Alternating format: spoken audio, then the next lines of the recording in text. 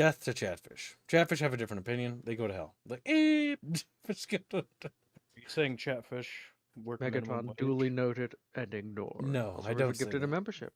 There is still a max tier on Czar. Killjoy says stream elements. Can't get stream elements.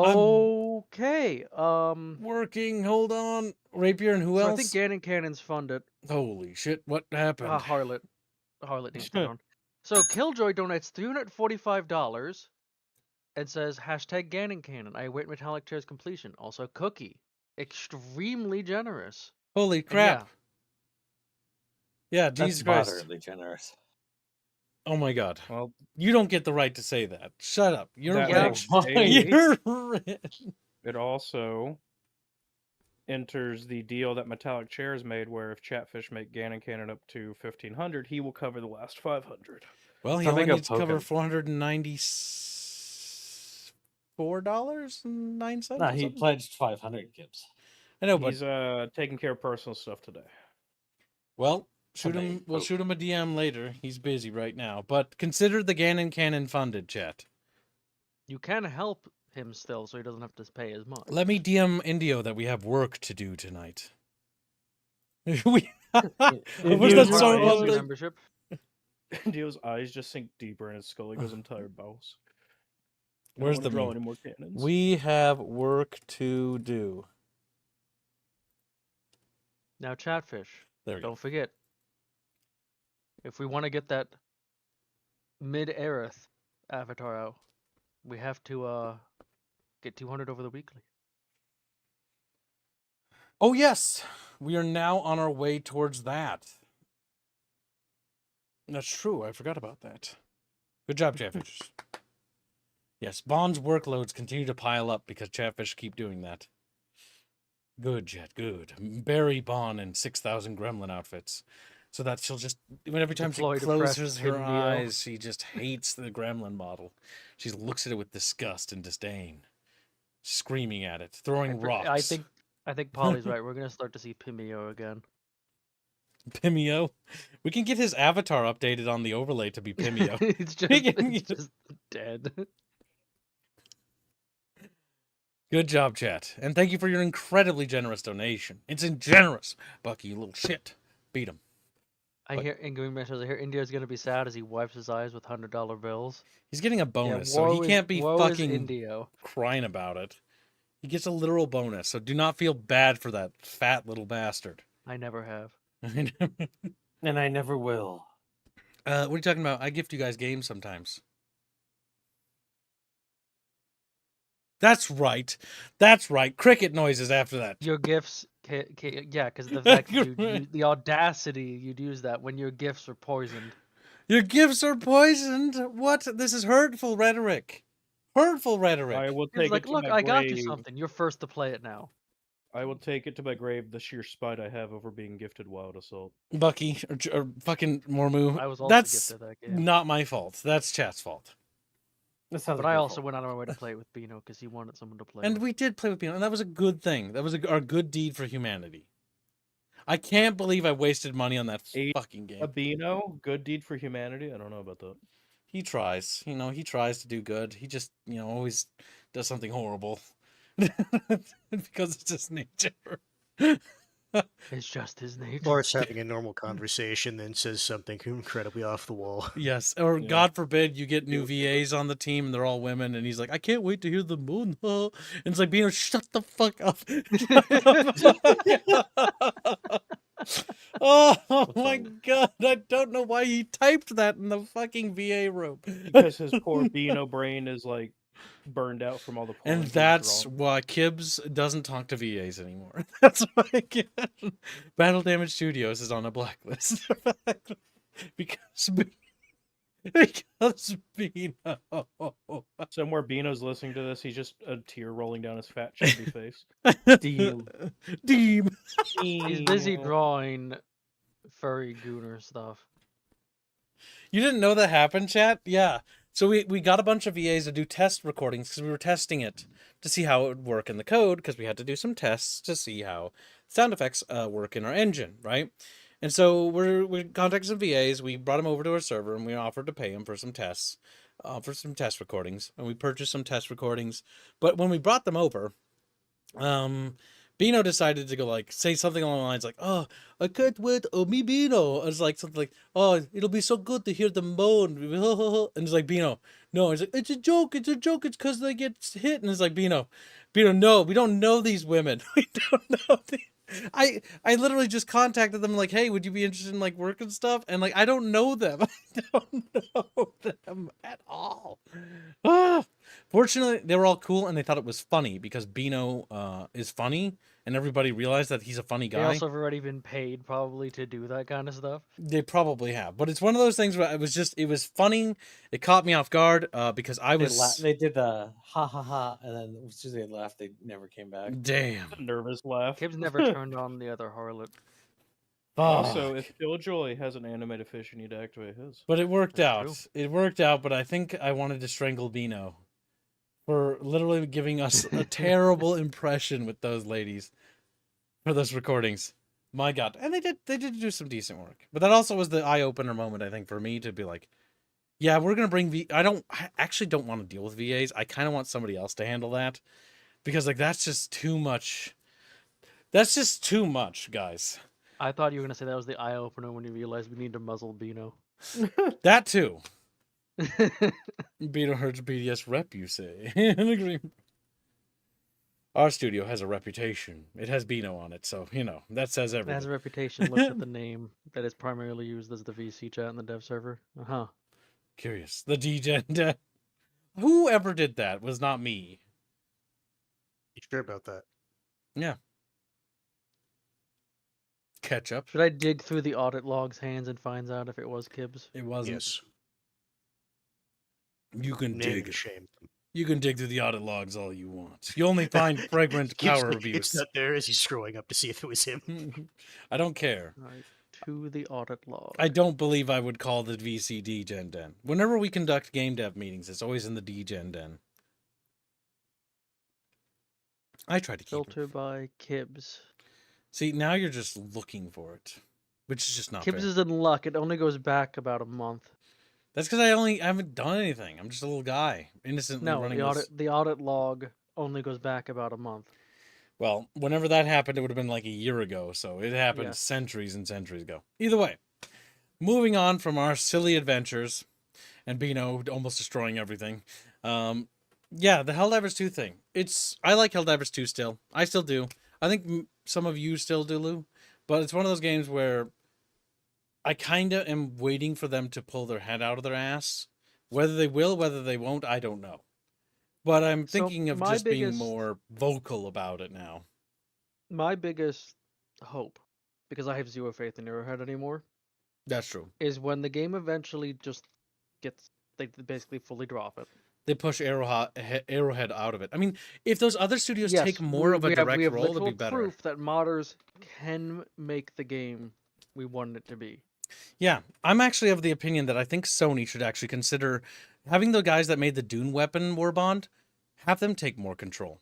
Honestly, That said, they made it one of the best Warbonds in the game, and they seem to know what we want. because I don't know if Helldivers even has a way to play offline. The Helldivers 1 does. Modders if have two found a does. way, I believe, with the private server thing. Okay. Then yeah, Remember, anything is actually possible when it comes to programming and code. Helldivers 2 could be a single player game. Certain things have to be reworked, yes, but it totally could be a single player game if needed, if they had to. And honestly, it does not cost that much to maintain servers infrastructure for a game that pulls in that amount of money. So to really explain things real quickly, old MMOs like Star Trek Online or Lord of the Rings Online that still run to this day pull in a passive revenue stream from people that still play them. And that passive revenue stream it's enough to keep the servers running and keeping people employed. So they can pretty much run those servers indefinitely and they'll just pull steady money. It's just a steady stream. That's without even adding anything and just keeping on life support. So, yeah. Now, eventually, companies and EA and stuff like that will pull those things because they eventually just like, yeah, it's too much, it's not worth it anymore. Because that did happen to Matrix Online. That did happen to Star Wars Galaxies Online. That happened to a bunch of old MMOs. But you'll notice the big ones that have been around for decades now. And they're not showing any signs of going anywhere yet. But I will still air that it's still a possibility that those things might be shut down at some point. So if you want to experience them while they're alive, unlike World of Warcraft, I would recommend avoiding that one altogether. But the other ones, you might want to give them a shot while they're still cooking, while they're still wiggling. No. No, grab the squirrel. He's like, "Ah!" That 2 could run better too. It probably could. Yeah, they're bringing Sony's little in-house studio that does PC optimization to fix their inability to make a game. Yeah, the maintenance team. I forget their name. They're It's basically like taking a Nick role. or something like Yep, that. Nyx. Nyx is taking more responsibilities with Helldivers 2. And it also seems that the DLC teams are taking more responsibilities. It does know look why? like Arrowhead's getting shoved out the door. Do you know why, Kibbs? Because Arrowhead's getting the boot. No, Why? it's because Bungie shit the bed so hard. Oh, they're Like, coming over from the place- Destiny team. Yeah. Not Because only that, they it's were on theirs. it's like PlayStation needs a form of income. Yeah, their And they last don't- couple investments have tanked. Yes, massively. A $400 million write-off, Mm-hmm.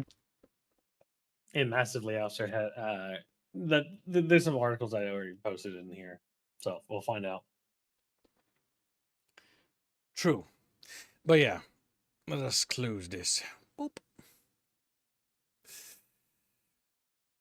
Next up, we have a free game on Steam called Beyond the Dark contained hidden malicious software. Now, Bucky mentioned this before, because this did happen. Yeah. That also looks like an I warned incredibly everybody. AI-generated image right there, but continuing. The game originally started as a simple title named Rodent Race. What? Hold on. Yeah, okay, that's what... I gotcha. Rodent Race. Someone hijacked the developer's account and quickly changed the name, images, and other details. This tricks Steam, which does not verify updates. The malware was hidden in a file called unityplayer.dll. The game often crashes when run, but the malware keeps operating in the background. It searches for crypto wallet extensions in Chrome, such as MetaMask, connects to a malicious server, and downloads tools to steal passwords, browser data, and cryptocurrency. Some reports say it may also steal Roblox information. Not my Roblox account! Oh no! My life savings.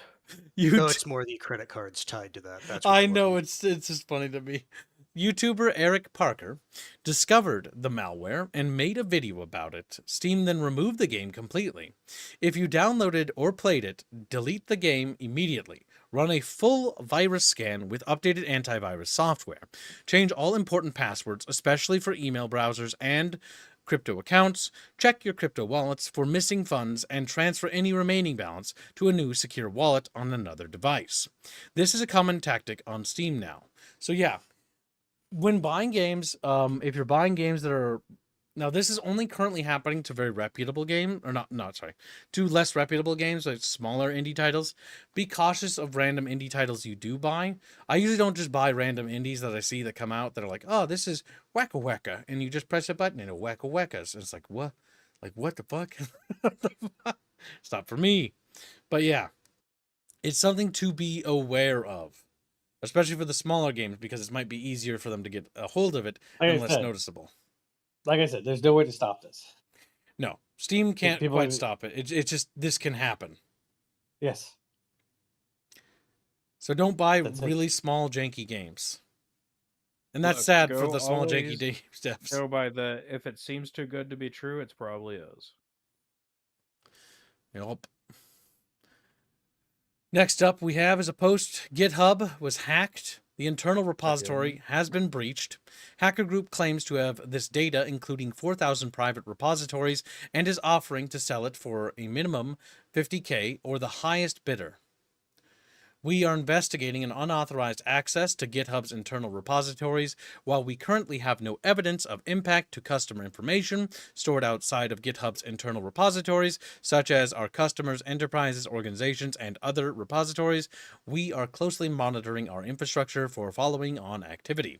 If any impact is discovered, we will notify customers via established incident response and notification channels. And then we have another post here. Hello again, breached. Hope everyone is doing well. We are here today to advertise GitHub's source code and internal orgs for sale. Now, lowball offers will be accepted. Everything for the main platform is there, and I'm very happy to send samples to interested buyers to verify the absolute authenticity. There is a total of around 4,000 repositories of private code here.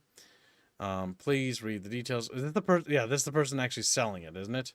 It's at the very least the person posting it, maybe not the person that stole it initially. But yeah, one of those cases of like, again, be careful when using GitHub, be careful when using things like that, be careful having accounts on certain sites and what information you leave there, and always remember where your information is, because somebody hacks one of your passwords. Do you use the same password on everything? And if so, that gives them access to a slew of other things that are connected to that, especially if you have any important things attached to it, like credit cards, debit cards, payment processors, stuff like that. So be careful, little fishes, and monitor your bank accounts on a regular basis.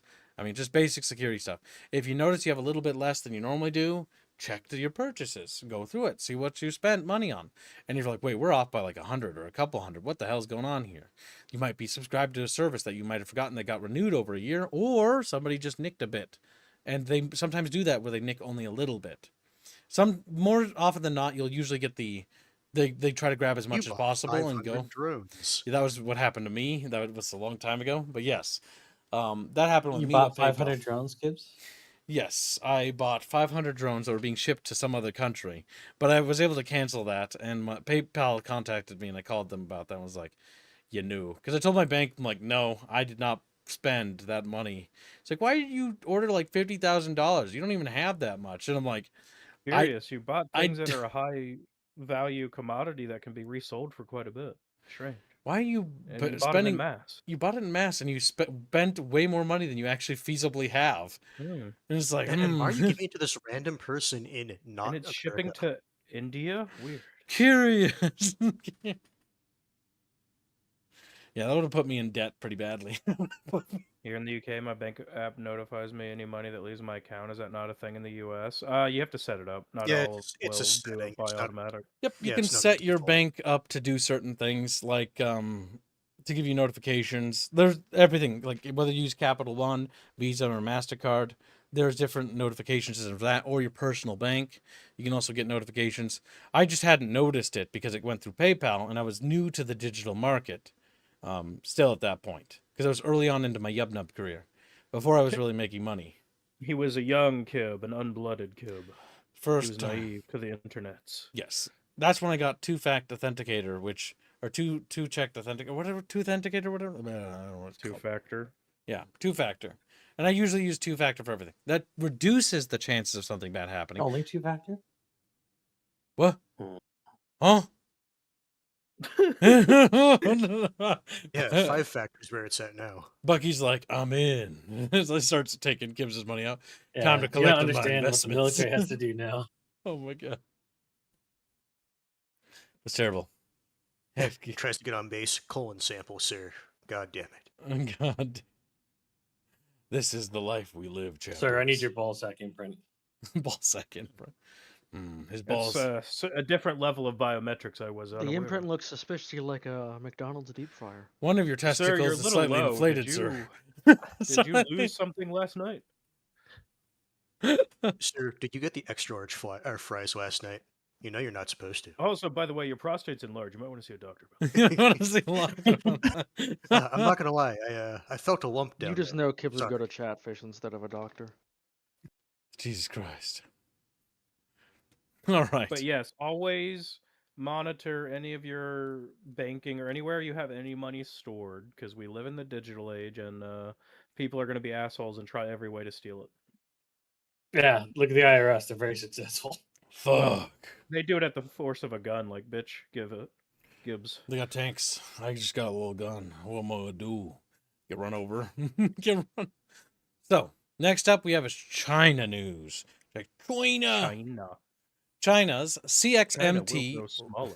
RAM is selling for $150, while the global average price is around $300 and $400. Chinese memory giants CXMT and YMTC are aggressively ramping production, threatening the dominance of Samsung, SK Hynix, and Micron. CXMT now controls 7.7% of the global DRAM market, and YMTC already holds 11 to 13% of the global NAND flash market. CXMT revenue already exploded 719% in YOY in Q1 of 2026 to 50.8 billion won, which equates to 7.4 billion United States dollars, swinging from losses to massive profits. Chinese memory chips are often priced around 15% below competitors, making them highly attractive for consumer PCs, servers, and storage devices. Corsair already testing DDR5 modules using CXMT chips, while other brands like Acer and Asus are asking suppliers to source Chinese memory. China's strategy is simple: flood the market with cheap DRAM and NAND chips, undercut competitors, and capture global market share. Samsung advisors Kyung Kai Hoon, I don't know how to pronounce that shit, already warned memory prices could fall back toward low levels by 2028 if supply expands too quickly. So, how does it make you feel? What an odd thing to say at the end. So, not only is this happening, I need to find it here. I'll post an article. Kids, the tack onto this is what they're doing. What I would say is looking at this is this just seems like China's standard market playbook where what they'll do is they'll sell something super fucking cheap with the plan of eventually people will only buy their shit, and then when the other companies just leave that market, all of a sudden have a massive price hike.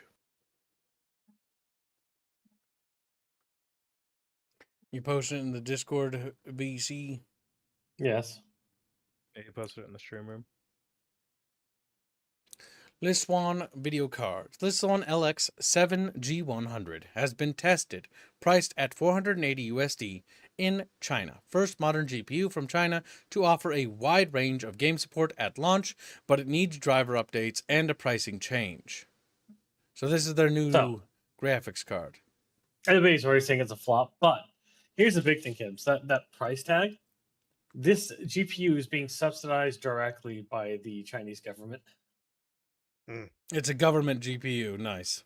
Makes sense. No, think about it. It's being subsidized and it's still priced at $480. Meaning it's going to be a lot more expensive.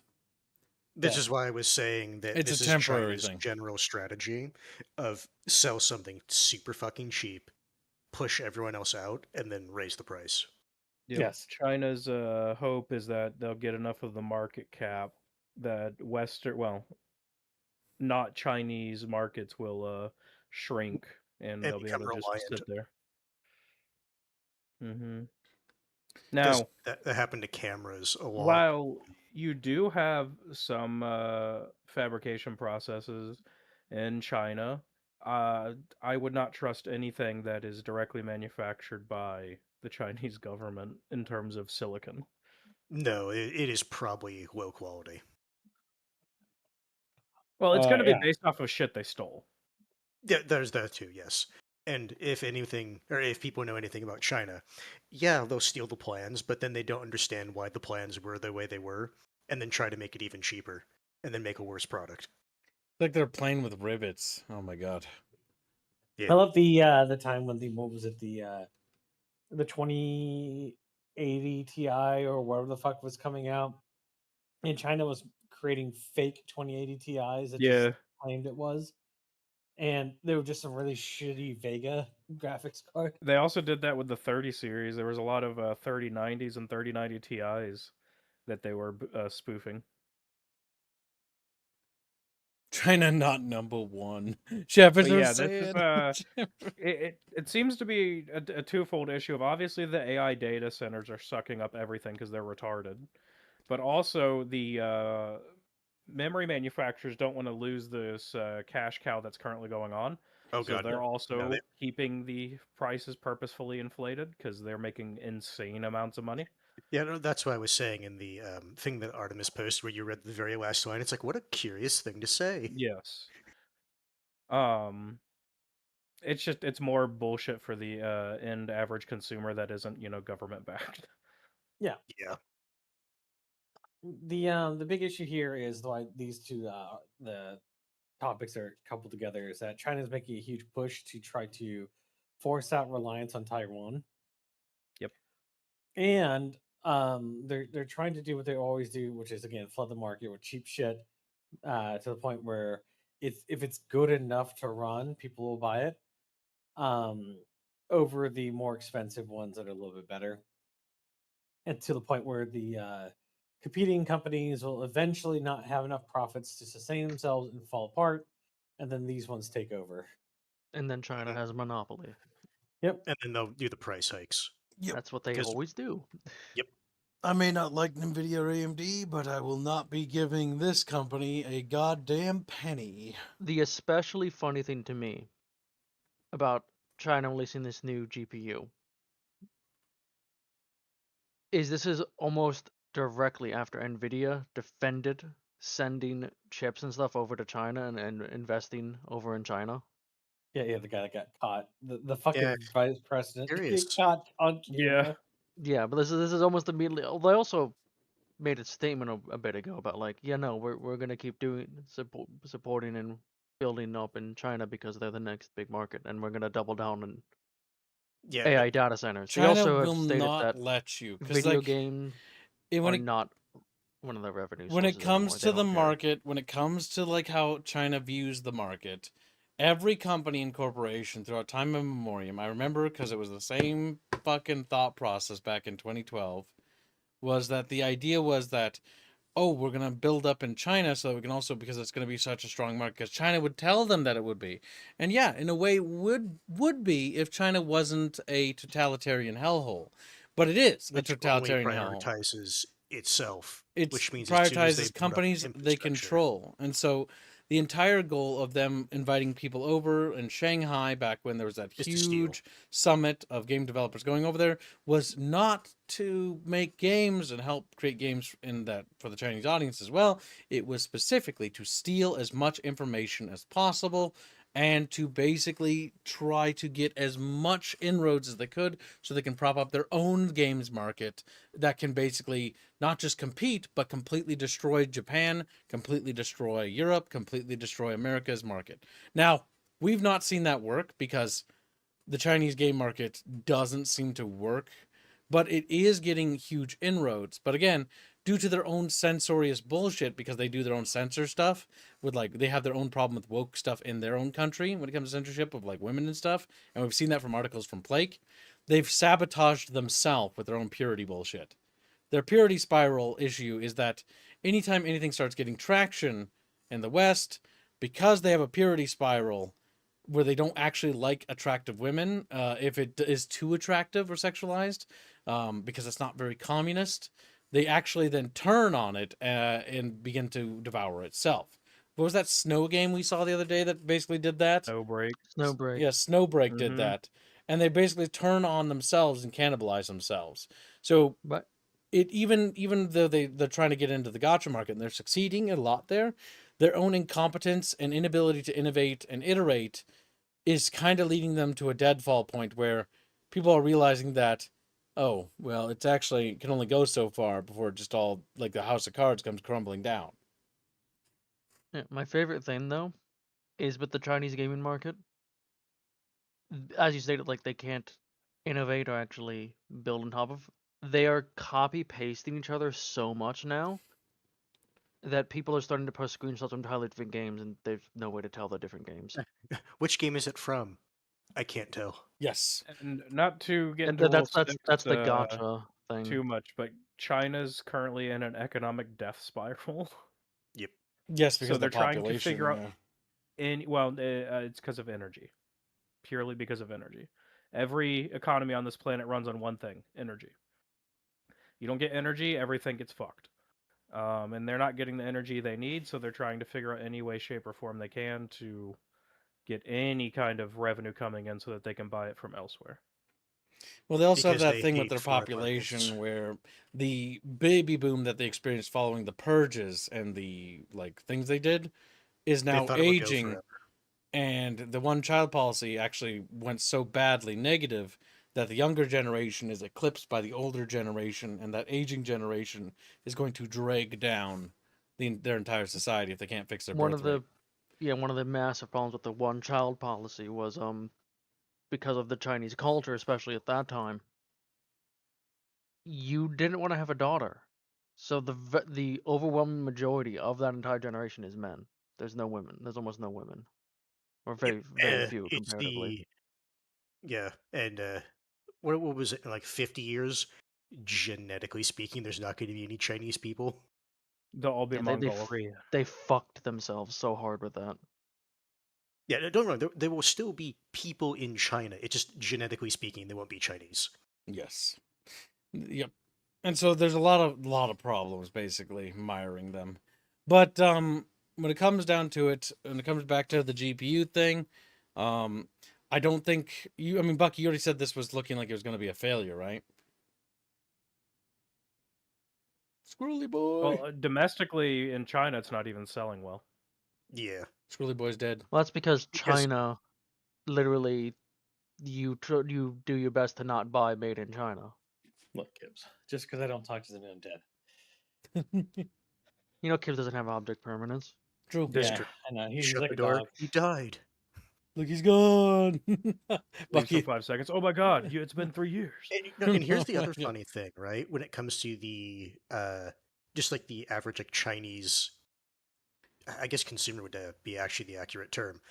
They are very reluctant to spend money in general, just because of how their society has been for generations. So it is funny because they only care about their domestic market, right? But then their domestic market itself is just kind of fucky. Fuzzy says metallic chairs happy. Good. Good. He also It- said manufacturing in China has become so hazardous business-wise. Even many companies that once jumped on the China train are regretting. Well, and that also ties back to the fact that China only cares about China. So any foreign company, they'll just steal everything they can and then try to make a Chinese equivalent.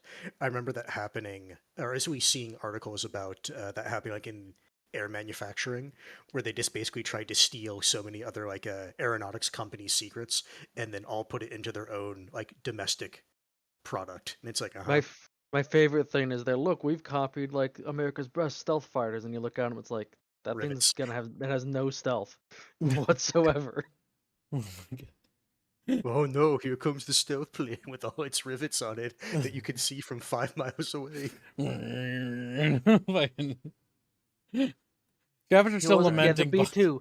They copied the B2, but they can't get it to fly because the B2 doesn't have to maintain its stealth profile. It doesn't have vertical wings on it, which was at the moment it still kind of is a technological marvel that the thing flies as well as it does.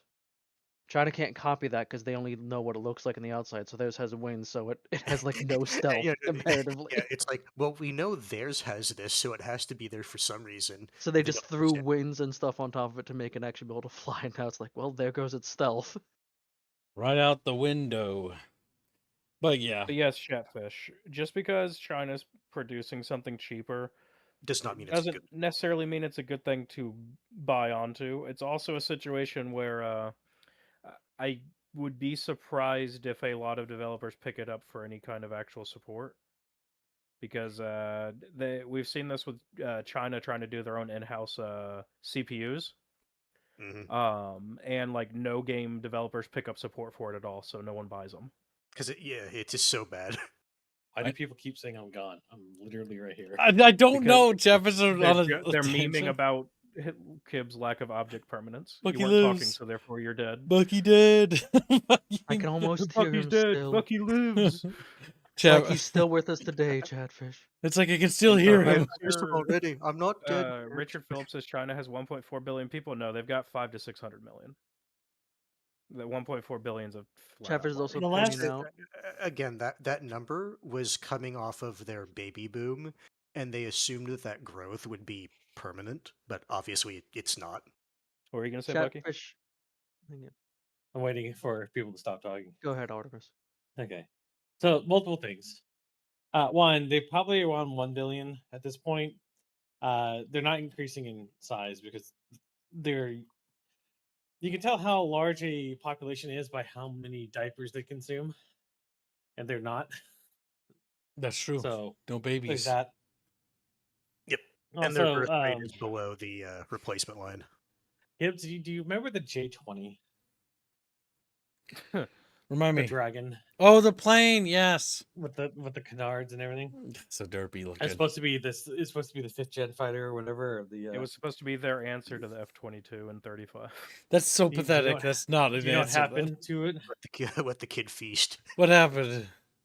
So not only did the person who invented it has had all of their honors and everything taken down from every location, every school, every university, Nice. disappeared. Even the descriptions on what it's capable of doing have been removed from the Chinese internet. Because it's even worse than they thought.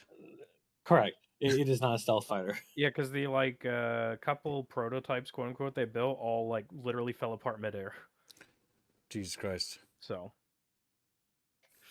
You think you feel bad? Imagine being the pilot and your seat falls out from under you. It's like, It is one of Is their aircraft carrier? Oh, you Yeah. mean the one that sank as they were building it, or the one that caught on fire? Both. Yes. Or the one like, oh look, it's amazing, and like the entire like landing deck just collapsed on itself after. Yeah, like, that's a the one I was week. referring to. Yeah. The first one. Oh, and they're stealing from it. It was the Russian design they're stealing from, right? No, yeah, they literally bought a the- couple old Remember Soviets, Chatfish?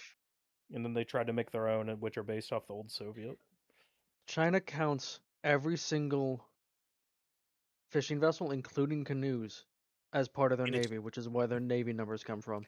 Yep, ship per ship, by the way. So the overall tonnage of the Chinese fleet, well, they have more ships than us. If I remember right, tonnage-wise is actually lighter than ours. But that's Well, mostly because all of it's green water. If their you're talking its ships- actual yes. navy, yes. their ships, they don't really have a deep sea fleet like we do. Like they have a fleet, yeah, they've got an armada, but It's like all coastal ships it's primarily. mostly coastal, and like China, like at best, threatens Taiwan, dudes. Like think about that for a second, chat. They threaten Taiwan, they threaten South Korea because they have a land connection, but they can't get over to the United States of America. Like they probably couldn't even get to Japan. They might be able to launch airstrikes on Japan, but they couldn't get into Japan. Like they couldn't even land troops if they struggle to land troops on fucking Taiwan, which is right next to them. What makes you think they can even get to Japan, let alone get to fucking Hawaii? They can't. I just think it's funny that right now China's big strategy is just don't post anything and let other people embarrass themselves so we can just say, look how cool we are, even though everyone knows, no, you're not. Yes, chat. China is playing ruse in real life. They keep pressing that button that's like fake army, fake army. It's like we very big paper tiger, paper tiger. So, uh-oh. But yes. Oh yeah, no money and feminism burned. Yeah, so people think feminism's bad in like United States of America. Oh, I think it's bad. I think it's worse in Korea. it's pretty bad in Asia, but it's even worse in fucking China. Like when we talked about the video game censorship, like there is no cultural pushback because feminism is literally like state mandated. So it's like you're not gonna find any pushback because there won't be any. And there's just nothing you can do about it. But yeah, so either way, next up we have is we did the Riot Games articles. Actually, yeah, we did that one. We did that. You do GitHub. Bucky's thing about Destiny. We're on bull theory at the moment. Oh, no, we did that. A major breakthrough in controller calibration has been achieved for Xbox hardware. An unpatchable method now permanently writes custom joystick settings directly into the controller's built-in memory. This means the fix cannot be blocked, removed, or changed by Microsoft or through future firmware updates. Developed through calibration between Modificator Casper, Louis 20041, and DriftGuard. The solution offers manual and automatic joystick calibration to permanently fix stick drift. It also allows any joystick module to be replaced while maintaining factory-level accuracy and extending the controller's lifespan. The method works flawlessly on every Xbox controller model with no exceptions. Xbox 360, all versions. Xbox One Standard, 1537 to 1697. Xbox One SX, 1708. Xbox Series S and X, 1914. And Xbox Elite V1, 1698. Followed by Xbox Elite V2 Core, 1797. The same DriftGuard tool also supports calibration for many other controllers, including all PS4 versions, the JDM 010, the JDM 055, and the PS5 DualSense and Edge SCUF controllers, Nintendo Switch Pro controllers, and Joy-Cons as well. Calibration data is saved directly inside the controller, so the setting continue to work on any connected device. That's pretty fancy. How does it make you feel? So Microsoft caught up to aftermarket stuff from 2 decades ago. Like we figured out how to make technology. It's like they're showing up to the finish line. It's like, I did it. Everyone else is like, bro, the race is already over. Not only is the finish line like eroded, like the town is overgrown. The town is Besides, all those things, most of those things they listed were fixed with just electromagnetic sensors for the joysticks instead of mechanical. So, Alan Vang donates $10 and says Snowbreak fell because feminists were mad at the game because it has beautiful 3D women, so they reported to the 2D CCP. women. No, it's actually 3D. He corrected it. So they reported to the CCP, forcing the devs to censor the game to an insane amount. Yeah. Yeah, that's what we talked about. And thank you for the donation, Alan. I'm so glad of you to join us, Alan. I look forward to your DM in Discord. He's like, whoa, oh, slaps him. Gibbs, what an odd thing to say. What an odd thing to say. Alan, get to the Discord. Do your duty. You belong to me now. What Paul boy. Allen think? What did Paul Allen? Let's see Paul Allen's Vang. Let's see his Vang. Let's see Paul Allen's $10. Let's see Tom. Look at the thickness of it. The folds. Not immaculate. Sniffs it. Race ended 5 years ago. This isn't even Microsoft. This is some random nuts and bolts, says Tauber. And then Trusty just says Skip Gay. Then someone in the garage caught up to 2 decades ago. Gotcha. Well, at least they did it, all right? Good for them. Next up, we have Indians would have to wait decades.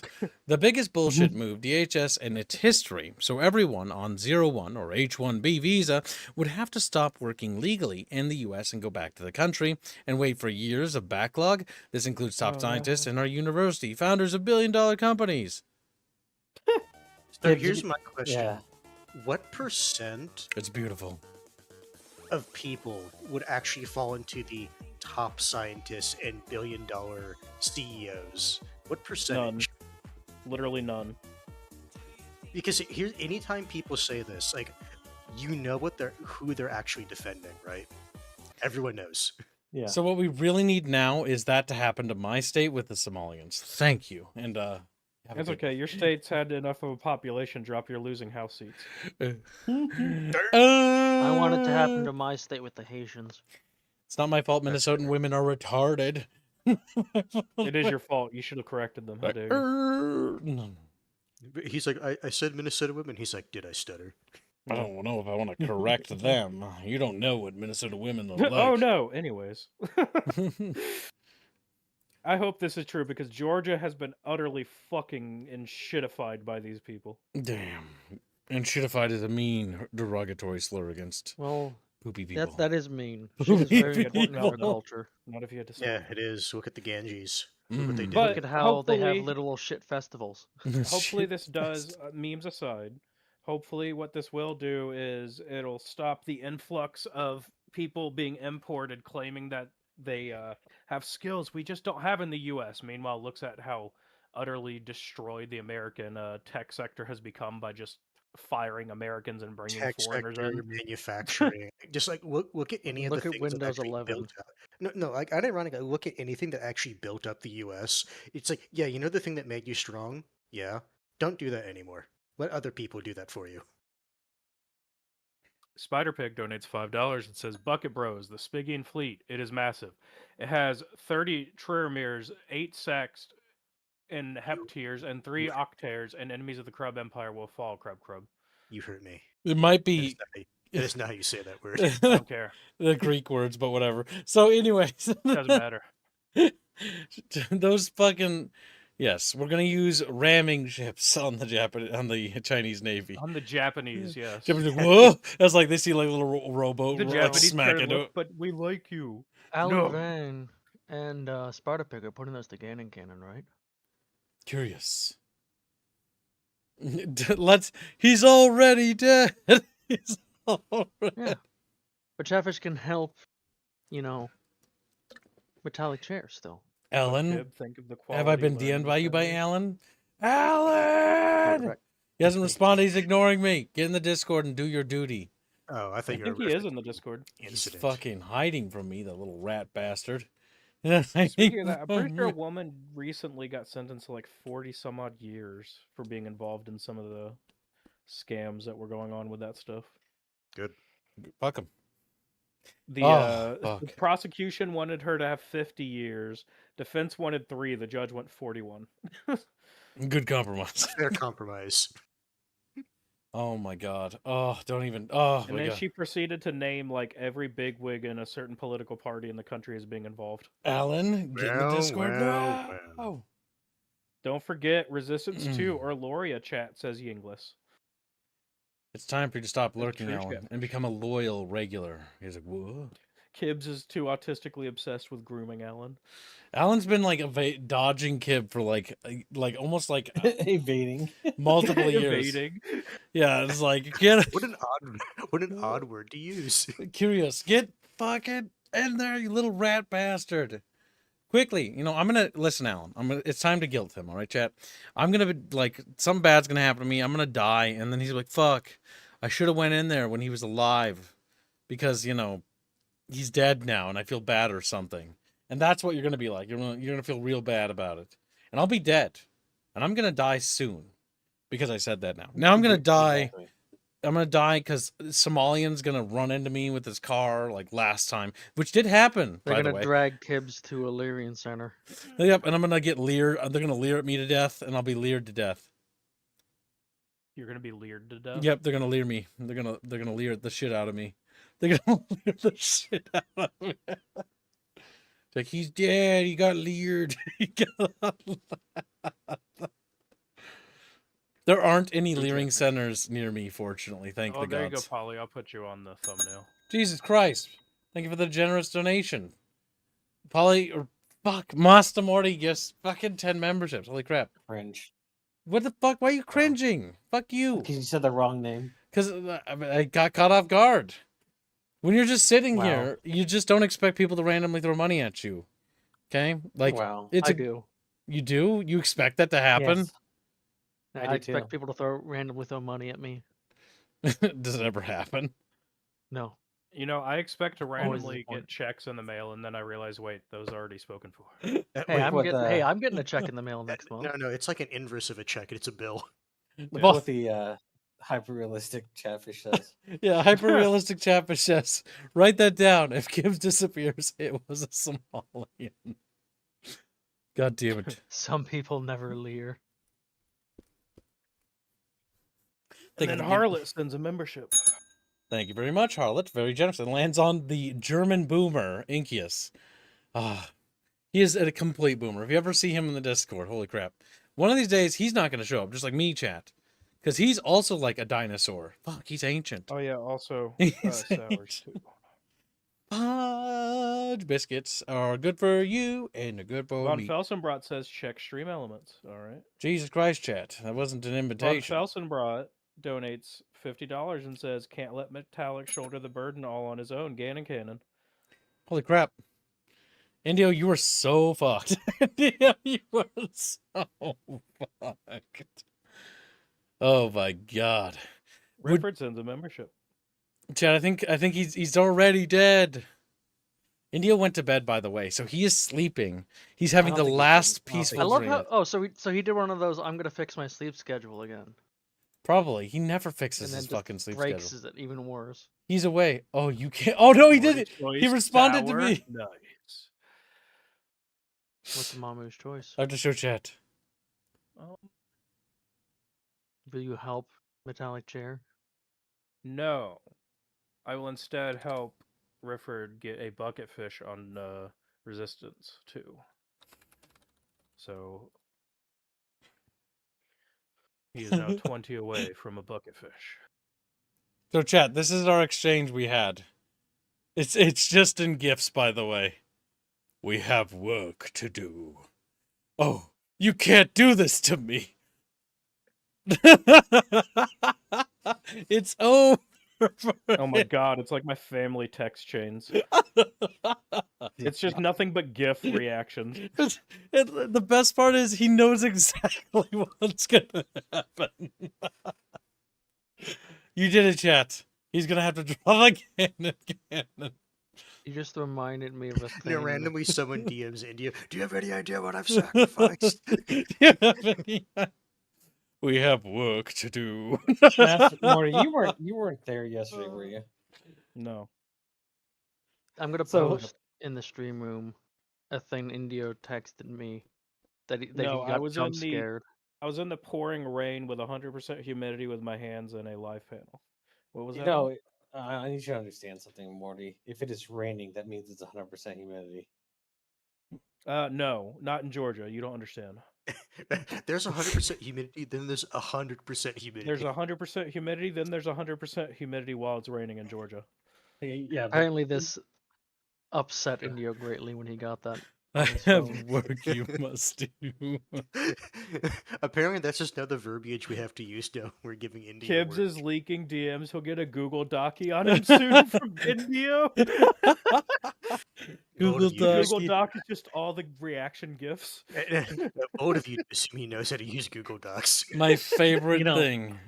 Hyper Realistic Chatfish just said you're old, Kibbs. How do you feel about that? You guys are old. All I know is it was really funny sending the Google Docky GIF at Bond one day. Oh, that reminds me. It's just Bond leaked. funny.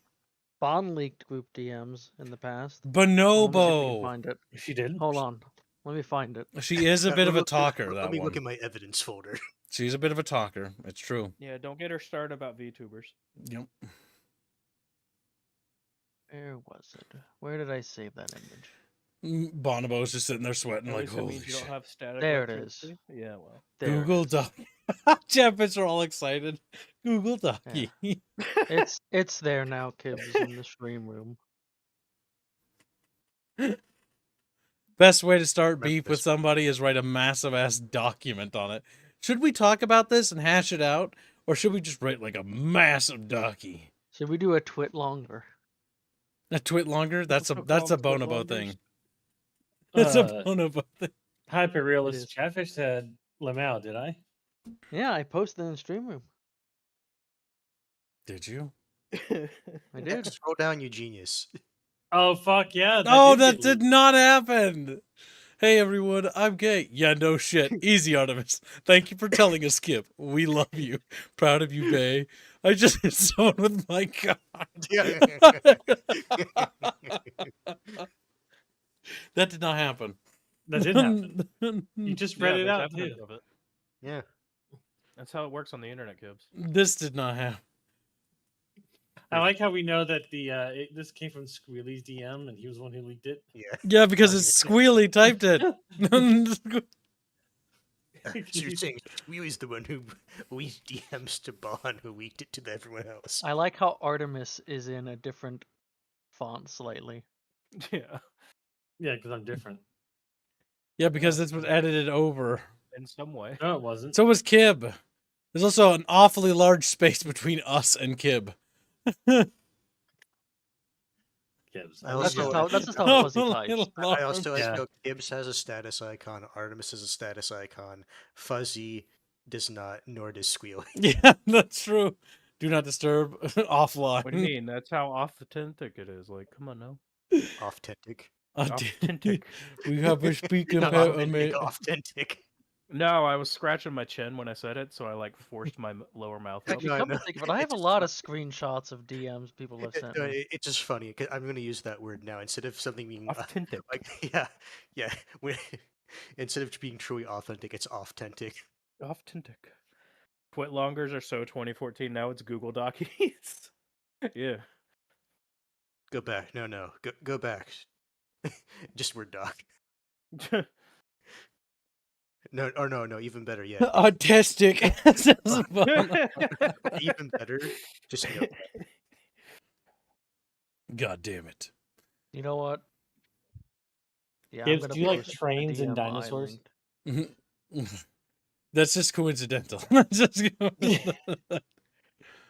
There's no Like- correlation there. I at all. love Sketchfab. Sketchfab equals internet site. Sketchfab equals weird masturbation. Yes! Shoot. Might be retarded. She is, yes. Regular. No. It's a while ago. It's the Christmas hat. That was back when Christmas, yeah. Look, Yes. it's We- the rules of the internet. Mm. It's on paper, therefore it means it's real. It's unfortunate, chat, but many clippies have been taken of us. It's not looking good. It's not Damn. looking Adam good. is Google docking. Google Doc. All right, next we have more poop article. So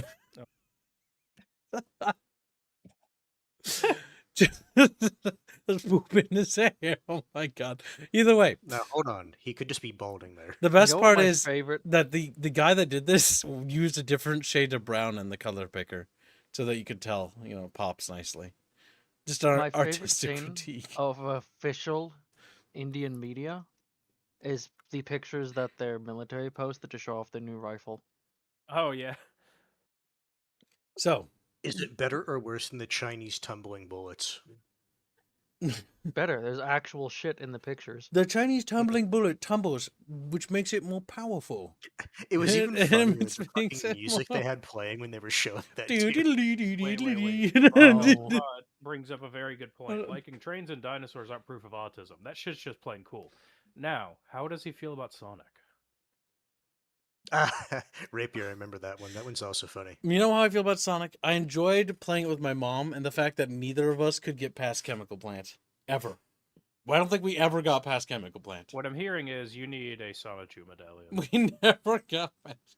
The music for Chemical Plant is pretty good. But I couldn't tell you what the rest of the game has in it because we never got past that level. I wonder if shows mentally well. No. No. No. No, Bon is now typing in the stream. Yeah, I room. know. I was Oh, waiting until she shit. posted it before She's saying. been typing for like 30 seconds. She's typing a Google Doc. Chad, get down. She's like, I also posted a screen grab that chat has of show. I want Fuda Pony Furry Minecraft. And she said that on YouTube chat. Finish your essay, Bon. The Tickle Bonster is typing. Oh man, I wonder what the Bickering Bunch channel is discussing today. And somehow the topic always diverts to gay sex. Followed by shut up hands. Look, Bon, you wouldn't understand. That's just what guys do. Eventually, every conversation devolves into who's the gayest. You wouldn't get it. Yeah, you just wouldn't get it, bro. I got a mod where where is she? Oh my god. No, send it to her. Do not send that to her. I gotta see what the chatfishes are up to.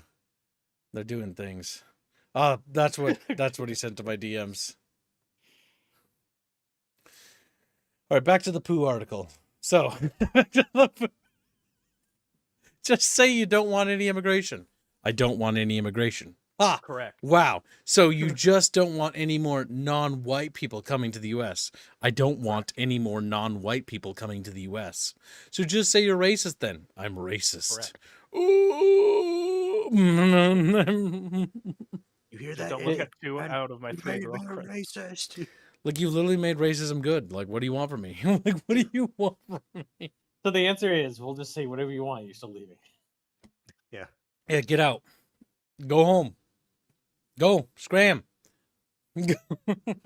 Go on, get. Go and get. We don't take too kindly to your kind around here, boy. Where's the nearest gas station? Back the way you came. Not this way, boy. You best be getting. The Bickering Bunch, just like all of us sitting on the porch like a bunch of hicks in a swamp. I mean, yes, that is canonically what my people do, yes. Mamu's in his little rocking chair, rocking back and forth with little... Well, my people are mountain people, so we're more like sitting on And then mountains. secretly someone's calling advertisers to come up to the farm just so you could shoot at them. Yeah. Then the tax man showed it up and the mortgage man showed it up. So you killed the banker? No, we refinanced. Refinanced. Oh God, no! I'm not a savage. God damn. God damn. Next up, we have to talk is something a little off topic compared to what we've been talking about. But so, Sorry, it's just the. Yes, I thought we were I- talking about shit earlier. I mean, we are Stop this. talking about shit. We're looking at 3 giant turds. It's like, Just disappointments in media. So, one thing I wanted to talk about in this Spongecast is a little bit because, well, I'll be completely honest. I don't give two shits about the boys. I don't like the comic. I don't really care for the TV show. I think the idea's interesting, but like, it's clear that the comic was written by somebody who doesn't like superhero stuff, and so it's gonna be bad, right? And so the boys TV show basically was a pretty bad like execution in its finale. I don't care, That's what and I mean. I'm not surprised by that. And I'll be honest, I don't give two shits. The boys sucked. The actors that they had in it were really good actors That's pretty much the thing I've been hearing. that were And wasted. the show is basically held together acting wise by the actor for Homelander. I don't know if that's true. Yep. That's just There's what I'm also a hearing. couple other good actors in there, but they were in that show, right? Sort of the same with these other shows, like the Song of Ice and Fire or Game of Thrones. I don't know anything about the middle dude, but he's from that other That's show that's, from no, that's Stranger Stranger Stranger Things. yeah, he's from Stranger Things. I know that. But like all three I've considered to have really weak antagonists. All three are considered to be really weak exits. Like in the case of Game of Thrones, the writers just wanted to get to the Star Wars TV show, and so they sabotaged their work by just being fast and trying to rush through it as fast as possible without actually putting any care into it. In the God, that was such ass. in I the case of the other remember show, you had a flashbacks. similar situation in which it was interesting, but the writers didn't know where to write because they weren't smart enough to take it in any interesting directions. And in the next show, you had an actor who wanted to portray Homelander faithfully, and you had the writer who wanted Homelander to be Trump, so they could make a Trump allegory. And So yeah, it's basically that, right? So you have 3 similar things where the middle thing isn't based on a book as far as I'm aware, right? But the left I 2 are think Stranger Things is adaptations. original. Yeah. The left 2 are adaptations, and they're the more interesting points of the conversation, in my opinion. Game of Thrones and A Song of Ice and Fire, Homelander and The Boys and versus the Boys comic. One tried to be faithful. They both didn't succeed. And ultimately, the writing is just bad. And the ultimate takeaway from this is honestly, the writers. The writers were bad. The writers were bad in all of these, and kind of the writers are the sole people to blame for all 3 cases. And the So, actor couple for things- Homelander is the only You go reason ahead. anybody liked the series.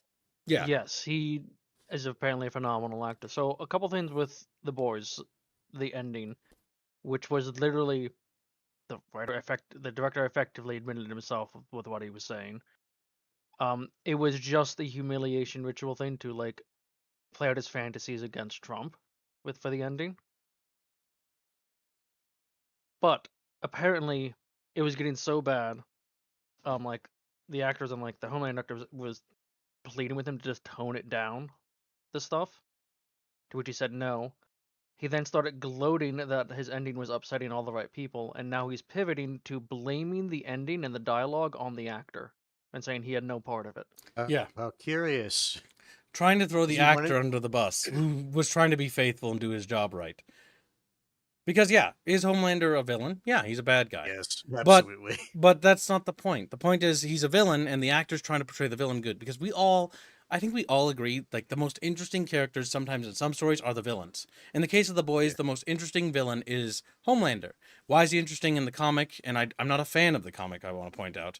He's interesting in the comic because he is just an ordinary man given superpowers and put in a position in which he's ill-suited. And he's trying to live up to people's expectations, but ultimately he can't live up to that pedestal. He is just an ordinary man, and he basically is gaslit into thinking he did things he never did. In the TV show, it's not that. It's a weird allegory about religion and God and like ascending to godhood and like racism and white genocide or some shit. Well, it was about Trump, Elon, and stuff. It was just It's weird. trashing current politics. They're people who are terminally online. I see. Yes, and they decided to project their I want to kill Trump fantasies. And I'll do it. Hyper-Realistic Chatfish says, supposedly he hired on writers for lower costs because they would listen to whatever he said, but can't confirm this. That, I mean, there's a lot of speculation going on, so we're gonna have to wait till the dust settles, I think. But I think it's Are you safe. telling me we have to wait for the Google Docies on Yeah, do the Google. boys? Hold on, that's old. But media, hold it's not gonna on, be- real quickly. So I think it's safe to say that ultimately, I think, in my opinion, the blame slowly lies in the case of all three with the writer. The writers are responsible for all three. Yes. Director, yeah. Well, Writer and yeah. director. Yeah, I mean, he's a writer. He's writing the story. And it's your job to deliver a faithful story, not vent, right? Like, you might have a character that you like or something like you like in the story, but you have to kill your darling sometimes. You got to write things a certain way, right? And him basically betraying the ending, because the plot twist in the comics of the boys was that Homelander had a clone and Black Noir was the clone, and he was gaslit into these things because the clone job was to kill him. And the real reveal in the end was that the real antagonist wasn't actually Homelander. It was the corporation Vought that was actually evil. Because Homelander was merely just a victim of Vought. The other twist being that a lot of the horrific things that you saw Homelander do early on wasn't even him. Yeah, it was Noir. Yeah. Like, Homelander So, did a not lot only of fucked that- up stuff, but he didn't do, like, he was just a flawed man. Yeah, not only that, Butcher had to be killed off by Huey later on in the series because he wouldn't stop killing people. He wouldn't let go of the fact that his wife Clara died and he lost his future. That's why it doesn't work well, because when you have Clara have a son who survived and didn't die, the issue with that is that means that technically a piece of Clara is alive, and so he actually It's has a new reason to fight. anchor for the character. Yes, it's an anchor. And when you're trying to make a character lose his anchor points that are holding him steady, you need to make sure you get rid of those anchors that are there. In the case of Anakin Skywalker, I was his gonna say, one which is why anchor this was is that bad. was left was the fact he was isolated, and that his only anchor left was Padme. It wasn't even his friend Obi-Wan, because he had already been pushed away by Palpatine. That gap between those two characters was creating a schism. And that schism, now the execution of it wasn't good, but the idea is in the right place. And so Homelander's character is a similar case of, like, there's a gap this character's having where he's being pushed away from everybody else. And it's a really interesting thought piece. He's a superhero, but he's actually incredibly lonely. There's not a lot of people that actually see him for who he is as a person, or see him as a person. And that's one thing that the show actually does well, because I did run through the show quickly for the sake of the stream so we could talk about it, is that anytime Homelander usually lets somebody go or live, it's because someone saw him for a person. He's not just a thing. They weren't afraid of him. And so, in a way, it allows him to connect with his humanity. But because of who he is, he lets them go, but he can't be friends with them. He can't, like, develop a relationship with this person because they're not going to be friends. It just isn't going to work. And so he can't ever stabilize as a human. He's constantly isolated and alone. And again, the ending completely misses that point and then does just weird allegory things that just kind of waste away a character, which should be a climactic ending, right? Because you have basically a godlike being who has the ability to destroy entire cities and infrastructure. Like, let me explain something real quickly. If there are certain infrastructural points of electricity that if somebody were to go and ram their truck into, you could break, and that would shut down power for an entire area of a grid. This man has the ability to fly at super high speeds. He could laser these points quickly, and within the span of maybe an hour, an entire state would be dead of electricity. And the death tolls, It'd be a country. yeah, the death tolls would start climbing the minute that happened into the hundreds, and then immediately the thousands, and then tens of thousands following the weeks, and like hundreds of thousands, like by the end of this nightmare. He could set people back, and he could break civilization, literally. Well, main things is he didn't even have to hit the power plants. He could hit dams, nuclear power plants, like catastrophic things could happen. Yeah. Yeah, if he actually crashes out, and there's literally nothing we can do about it, like, whatsoever. So, one of the bigger things isn't even just the ending of Homelander. Apparently, the finale in like this entire season was promising, like that those events happening, him crashing out. Because the promo material literally had him standing above the planet, and there was atomic explosions on the planet. And another picture had him above the White House, and like a swarm of soups around him. And conceptually, I like the idea of that twist where it's like the superheroes are kind of evil. That's interesting because it's a refreshing take on a story that's kind of always been like, oh, they're always good, you know? But the issue is the You should watch execution that. was nothing like it. What? What are you You talking should about? watch that one movie. It's a DC Brightburn? Justice League movie, but Um, it's they're in a different multiverse, and all of the roles are reversed. All the superheroes are now villains, and Oh, the that villains were one. the heroes. yeah, And Where Earth Lex, was mostly fucked, by the way, where it's in like that Lex was like setting. the last like But yeah, leader left. Yeah. ignoring that because I want to focus on this. The thing here is that it's a really interesting concept because the finale should be cataclysmic, like absolutely cataclysmic. And what it boils down to is the finale is a little brawl that happens in the Oval Office, which ultimately ends with Homelander defeated. And the worst part is he ends up defeated by something he already knows, writing wise. He's already aware that these people have powers, and he's lasered this one woman in half before, and like he lasers her again, but she's not stronger, but is now weaker, despite having taken V1, which should make him theoretically more powerful. The writer at this point doesn't care about narrative progression. The fact that the characters should be stronger, the fact that this character should be more interesting and more powerful, it doesn't matter. It's completely negated any sort of progress this character has. And it doesn't matter because the writer's just trying to throw a hissy and spout their soapbox because they're using the name The Boys to crawl into a soapbox to tell a story. Now, Yes, in they threw out all comparison, of the all of the in stories comparison lore. to Game of Thrones isn't the same, but it's a similar thing. Writers, again, not respecting the source material and just rushing to the finish line to move on to the next job. It's again, both are failings of the writers. And the Netflix show, same thing. Writers, again, not really knowing where to take the story. Again, writers at fault for each three instances where they didn't necessarily, like in the case of the Stranger Things, like they had to do a lot more work there because they built the universe themselves. So that's a lot more work than the Boys or the Game of Thrones thing. So it's a little bit more respectful for that because, well, you're having to build the entire thing by yourself. You're not following a blueprint.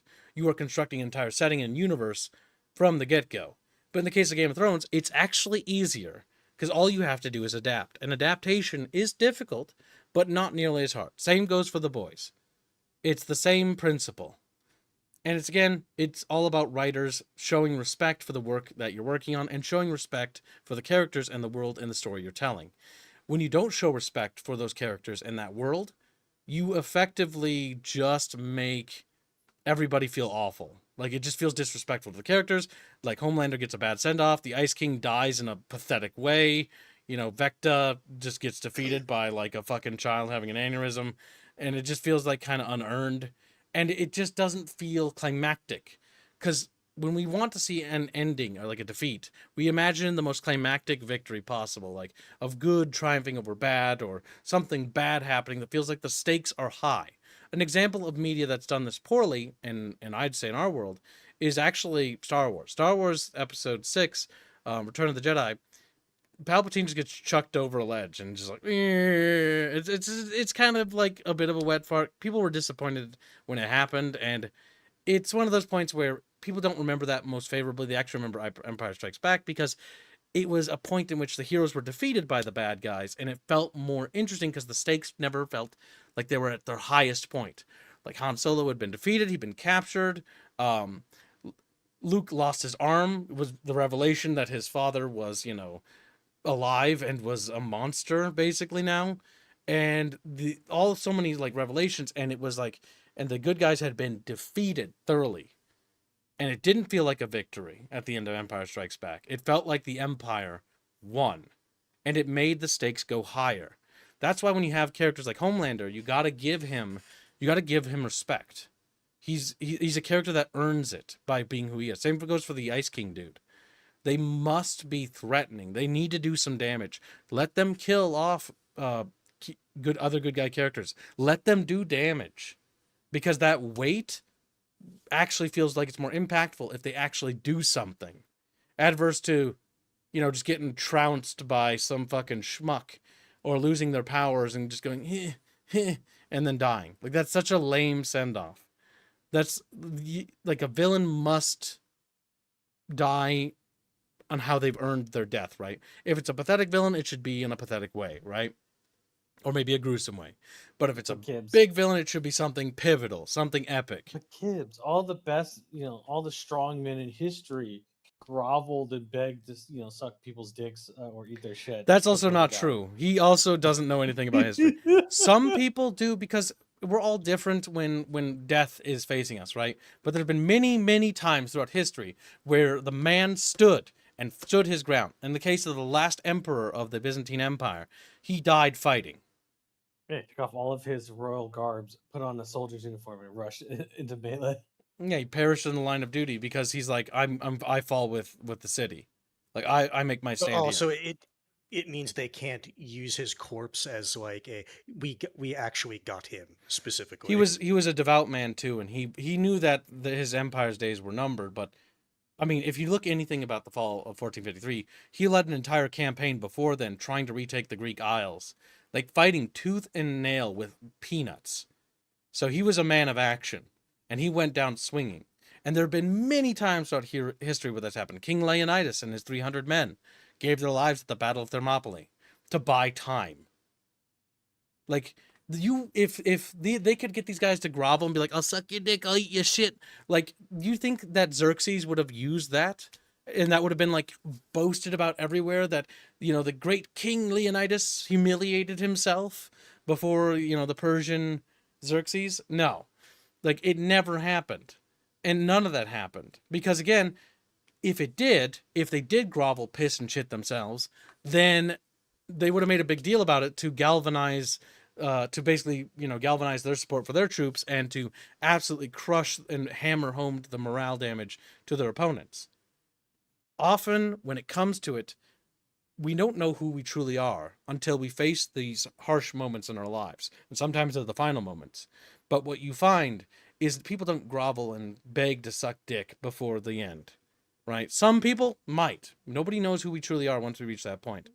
But often you'd be surprised how many people take it bravely as they can, even though they're afraid. So Gibbs, even the strong man of Italy, Duce, do you know what he didn't do? He didn't grovel. He didn't cry at all when they were torturing the fuck out of him before he died. Yeah, because he knew he was going to die, but he wasn't going to give them anything because he believed in his cause. The satisfaction, and that's the problem. These people want the groveling, begging mercy that they'll never bestow upon somebody.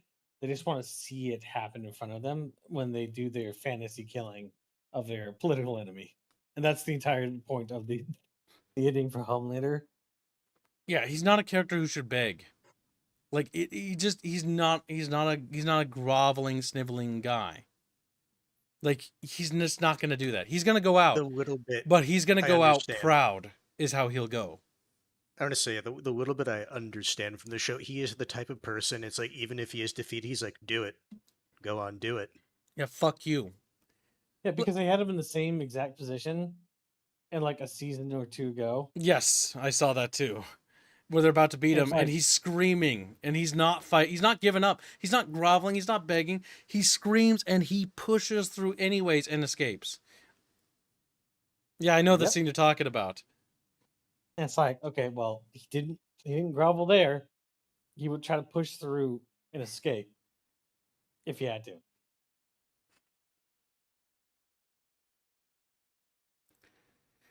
Yeah, like a villain. But that's not what the director believes evil people do when they lose if you power. want, because I know the director's like, oh, I didn't want to leave him alive either. It's like, well, I don't. Well, he straight up stated he wanted him to act that way because that's how evil people act when they lose their power. It's not quite actually, but Yeah, that's literally what he said. But then I didn't write those lines, but this is why we had those lines. It's like, motherfucker. It's like, you do know. Even if you didn't write him, you pushed for him. Like, do you think Hitler didn't beg and grovel before the end? He accepted his fate and he took his own life so he couldn't be humiliated. He accepted his own fate and took his own way out. Yeah, he did. He took it out on his own terms. That's the reality. El Duce didn't beg either. Like, when Stalin died, he died of a heart attack, but again, he wasn't going like, oh, I'm so sorry for all the things I've done. He didn't care. He didn't care. So another big thing, right? The head writer kept Kapaka, whatever the fuck his name is, Kepke, had stated that all of these lines were written well before Trump, and that it's I just don't believe it. coincidental. And then he was like, back in 2015, he was like, "No, this I've always made Homeland an analog for Trump," and I'm like, okay. And then Nope. they're like, "Yeah, all of these things are done before. These were written 2 years ago. In fucking 2026, right? Post hoc is what 2 he's years doing. Yeah, 2 years ago, I don't think Elon Musk was on the fucking campaign trail. So why was Elon Musk's character stand in at the fucking White House at the end with Homelander? Again, it's all post hoc bullshit. Like, none of this was that way. And the thing is, The Boys was well received for its first season, first 2 seasons or so, and then it began to diminish. And Bon also pointed out in chat that there was a writer's strike, which might have actually had a pivotal role in that because he might have swapped out other writers. So any pushback he was getting might have been eliminated because he eliminated any opposition to his writing. We already know that the actors themselves were pushing back against this the entire time. Homelander's actor himself wanted to actually portray the character because he wanted to be respectful, because he actually respects the fans, from what I can tell, from all the research and digging I did. And this isn't a show I don't really care for, I want to point out. But the thing is, I think that when it comes down to it, the reason why we have so much media just failing to encapsulate villains properly is ultimately due to the fact that the writers themselves don't care. These writers need to earn their position, and honestly, they should be, many often cases, blacklisted. There shouldn't be these writers. It kind of feels like writers are kind of like ignored nowadays, where it's like, oh yeah, I love this show. Who wrote it? I don't know, somebody. So, okay. And it's like, oh, this show sucks and this show sucks. Well, who wrote it? Like, they're kind of at fault. Like, you could maybe say, like, oh, maybe the acting wasn't good for that character, but like, the writers are to blame. When you see like a bad story arc or bad character execution or like a really bad payoff or really bad episode, who's to blame? People like me are literally to blame. If you're a writer, you're literally at fault. They're the reason that fucked up. And they're solely responsible, which means that they need to be singled out and blamed for this. And we need to actually haul writers out and drag them across the hot coals, is pretty much what I'm saying. Because when a fuck up like this happens, it's honestly the writer's fault. And the fact that writers kind of feel like they can just get away with this is why we get bad games. It's why we get bad TV shows. It's why we get bad movies. It's because the writers just walk away. And nobody lets that failure stick to them. You know what I mean? Like, it needs to stick. That's the problem, Kibbs, is that he got paid to do exactly what he was doing. Yeah, because people Like, are the Boys empowering was him. funded well, the people funding the seasons were specifically funding him because he did that. True. And that's also part of the problem, right? Because I know I have some friends who like The Boys and wanted to see like Homelander's like evil, big, bad, like crash out. Because there was a lot of people talking about the excitement around the upcoming final season and how much they were looking forward to this epic, clash, this epic bad guy moment where he was going to crash out and he was going to bring down the hammer. Like, he was going to go full scorched earth. And it was going to be completely nuts. And the posters and all the hype media was all about that. And it's false advertisement is what it is. It's just like the Halo 5 Guardians thing. Remember that? Oh, what a talk about false advertisement bullshit. A big climax fight between Chef and fucking Locke, and they just slap each other for 5 seconds. Supported Locke? Yeah, no, who the fuck supported I know, Locke? but it doesn't even matter that. What was the big fight? It was a pre-rendered cutscene that was kind of embarrassing to watch. That was the epic fight. Unironically, it lasted like what, 3 minutes? Like, if we're gonna go all in, make it epic. Don't make it lame. My favorite thing with Halo 5 is the beginning mission where it's this, look at this cool cutscene of the Spartans being badasses, like, and now you just kind of run around and get. Oh, can I do that in shoot game? No. It's nothing like the gameplay whatsoever. No. It's like, okay. The best part about Halo 5 Guardians is one single commercial, and here lies the fallen hero. As fucking Locke is walking up to him with a gun. Damn. And fucking Master Chief is on the ground looking at him. That never happened. They wanted to kill Chief so bad. Yeah. Yeah, the issue is Locke's just not that interesting. And then they killed Lockoff and unceremoniously between Halo Infinite and Yeah, I wonder why. Halo Oh Wars my 2 or something. God, they did like some sort of comic or some shit. And the same goes for like these shows. The writers, like, if you have to earn moments, right? Earned moments are things like, okay, well, it's not even earning. It's these characters have earned these moments, and you're not giving them what they deserve. They're denying them their moment, or they're making them be juvenile, or they're too stupid to write smartly. And so instead of asking for other opinions and other that, they just write and they just write it out. Like they just spit it out. Like they don't think about it. Like sometimes I spend entire weeks thinking before I write any pages because I'm like thinking things through. And I know I have a couple writers I talk to as well that do the same thing where you're thinking about it like, okay, I got to like think this through because like this could have serious, weight and ramifications when you're planning out like a series or a story arc for a character. And so you think it through. It just feels like these guys just write as if it's like, yep, I'm just gonna go write. Yep, done. Next. It's another day. Homelander shits himself or something. I don't fucking know. I'll suck your dick. Exclamation point. Dead. There. Done. And it's like, oh my God. Somebody please clip that. What? What are you talking about?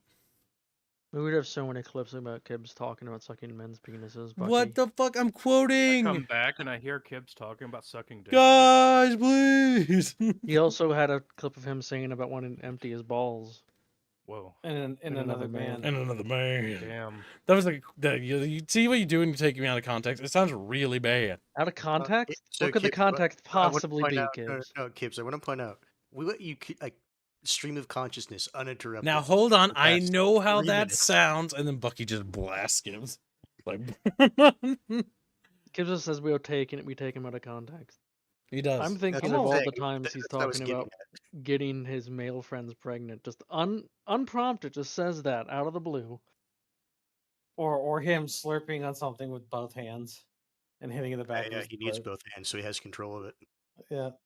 I don't like you, and I don't like you, and I don't like you. I don't Damn. like you. Chatfish Yeah, are Don't forget his mean. proclaim. Bond has given all you of a us are medal in the pregnant stream with room. him. It's true, she did. Bond gave us something else. Mhm. No, she gave you a medal. You. That's not a medal. That was talking about us. Oh Fell no. down. No, keep going. There you Fell go. for it again. Award. Once again, the topic is gay sex. Fell for it again. Award. The tickle bonster is at it again, chat.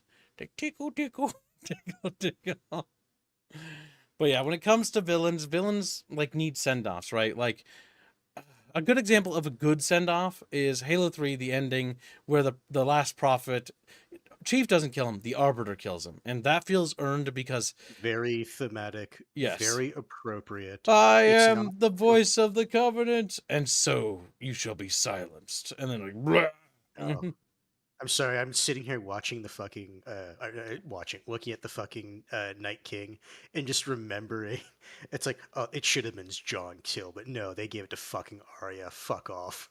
Yeah, that's again not handling characters correctly. It's like you brought back a character because you killed him off, but you needed the character to be alive, so you already fucked up and made a weird story thing. But okay, we can work with this. Mistakes happen sometimes. Just roll with it, right? Roll with the punches, and we can make it work. But no, they can't roll with the punches. Arya Stark is the one who deals the decisive blow, which kind of does the whole prophecy thing wrong. And it's like, well, why did they do that? Well, because we think that white men need to be not as involved, and that white men and Quippo. Even It's like, oh my god, the help me, actress please. thought it should have been John's kill. Like it's just annoying. Like a villain, if a primary villain send off should be something climactic, should be something epic. You could be like, oh, Kip, that's a bit archaic and tropey. Well, there's a reason why things work, right? It's because it feels earned, it feels deserved. A great climax to a story isn't one that goes out with a little sad, like, like that's just not fun. That's not interesting. Like it just was lame. It's like the whole thing with all the send-offs. Because again, I did the whole research on the boys thing real quickly for the stream because I saw people talking about the story thing, and I was like, okay, gotta take a look at this. And it's just the same issue storytelling that we've been seeing happening for Star Wars, for Star Trek, for fucking Fallout, for everything. Just repeated. Writers, yet again, climbing on top of a soapbox to preach rather than to tell an interesting story. Because it's more important that they preach their ideology than tell a compelling story about the characters. Because, God forbid, escapism is a thing. No, we must make everything about the current day issues. And that's just something I thought we should talk about, mostly because it's one of those things that it's getting tiresome. I mean, it's been tiresome for far too long. But it's time to start highlighting this whenever this occurs, because it's happened many times now, and it's going to keep happening until a greater conversation is made around this, and greater scrutiny is brought to the writers themselves. And I mean harsh scrutiny, because writers need to be pressured, genuinely, into actually writing and using their talent to actually write compelling stories. In the same way an actor not acting well is criticized, so too should a writer be criticized for not writing a story competently. Like, I want my characters to be interesting. I want this universe to be exciting. I want the bad guys and the climax of this final confrontation that we've been building to for 5 seasons to be epic, to be proportional to what it's earned, right? The good send-off, so that when you finish watching the show, like, man, that was fun. I really enjoyed that show. At the end of a TV show, you should go like, that was awesome. And then as you're settling down, after about a year's passed, you should be like, oh man, I want to watch that show again. That never happens with modern shows. Ever, by the way. I can't think of any modern show I'm like, oh, I really want to watch that again. That was so good. Except for like something like maybe like Chernobyl, where that was kind of fun. Like beyond that, it's like not a whole fucking lot. Chernobyl's not particularly new either, by the way. When it comes to modern TV, it's like there isn't anything that I'm like, oh yeah, that'd be worth a watch again. It's often like, man, I guess I could watch some old show again for like the 80th They're not time. making media and escapism to be memorable. They're making it to grandstand. Yep, They're to making it preach. because they don't want people to have, like you said, they don't want people to have escapism. Everything 24/7 must be about the struggle session, which has given the rise to alternative media and other things that people consume instead of mainstream stuff. Some mainstream stuff, like apparently The Boys, is popular. I'm not personally into cape stuff. That's just a personal preference. But I know a lot of my more normie friends have gone on about seasons 1 and 2 being phenomenal. Yeah, heard the same thing from my friends too, and now I hear how upset they are about it, and that's why I brought this up, because I was like, yeah, this should be talked about. Their TV show got ruined, and I feel bad for them because they deserved better, and it's actually kind of fucking aggravating that nobody gets anything, right? Like, we're never getting another Stargate show, so I've kind of like made my peace with that. But it would be nice if that other people could get something worthwhile rather than the same detritus we keep getting over and over again. That's a poor example, Gibbs. Because we are getting another Stargate show.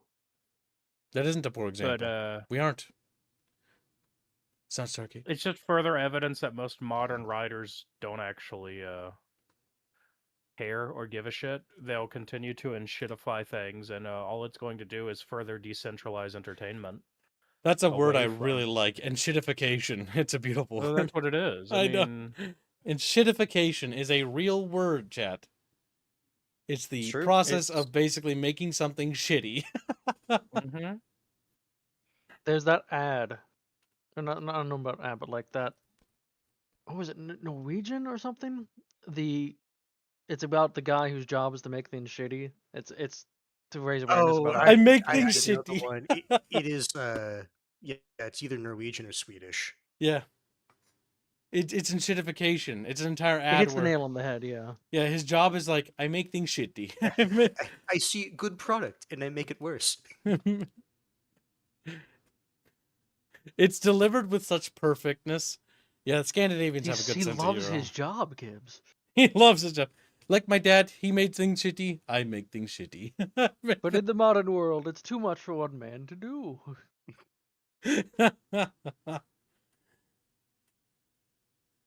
The 2008 writer's strike killed mainstream entertainment.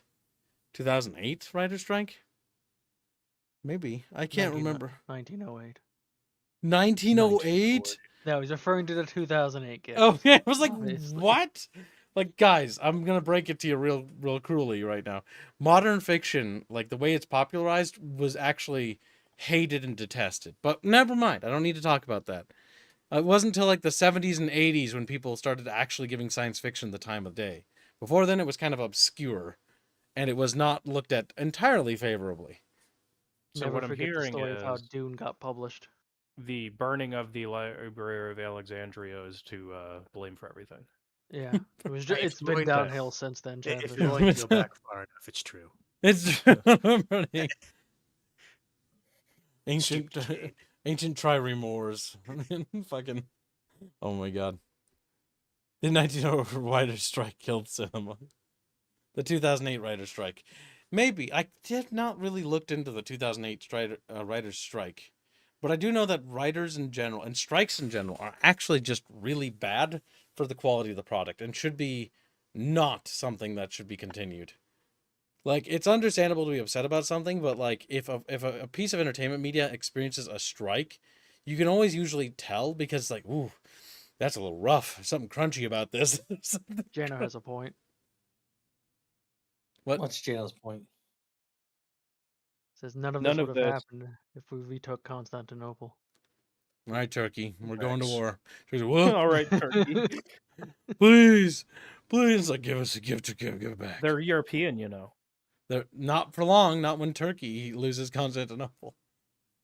No, They- the Turkish. What That's why about whenever they universal give up suffrage? anything, it's always Greek. But yeah, this is a further. I mean, I'm sure Chatfish don't need to hear this, but further proof that modern media, that the ones that'll bitch and moan about media literacy, are the most media illiterate when it actually comes to anything, because all they care about is hijacking anything that has any kind of popularity and using it as a soapbox, because they know their beliefs and their ideology can't stand on its own 2 feet. They have to hijack everything like a parasite. Yeah, pretty much. Yeah. Well, there's the famous quote.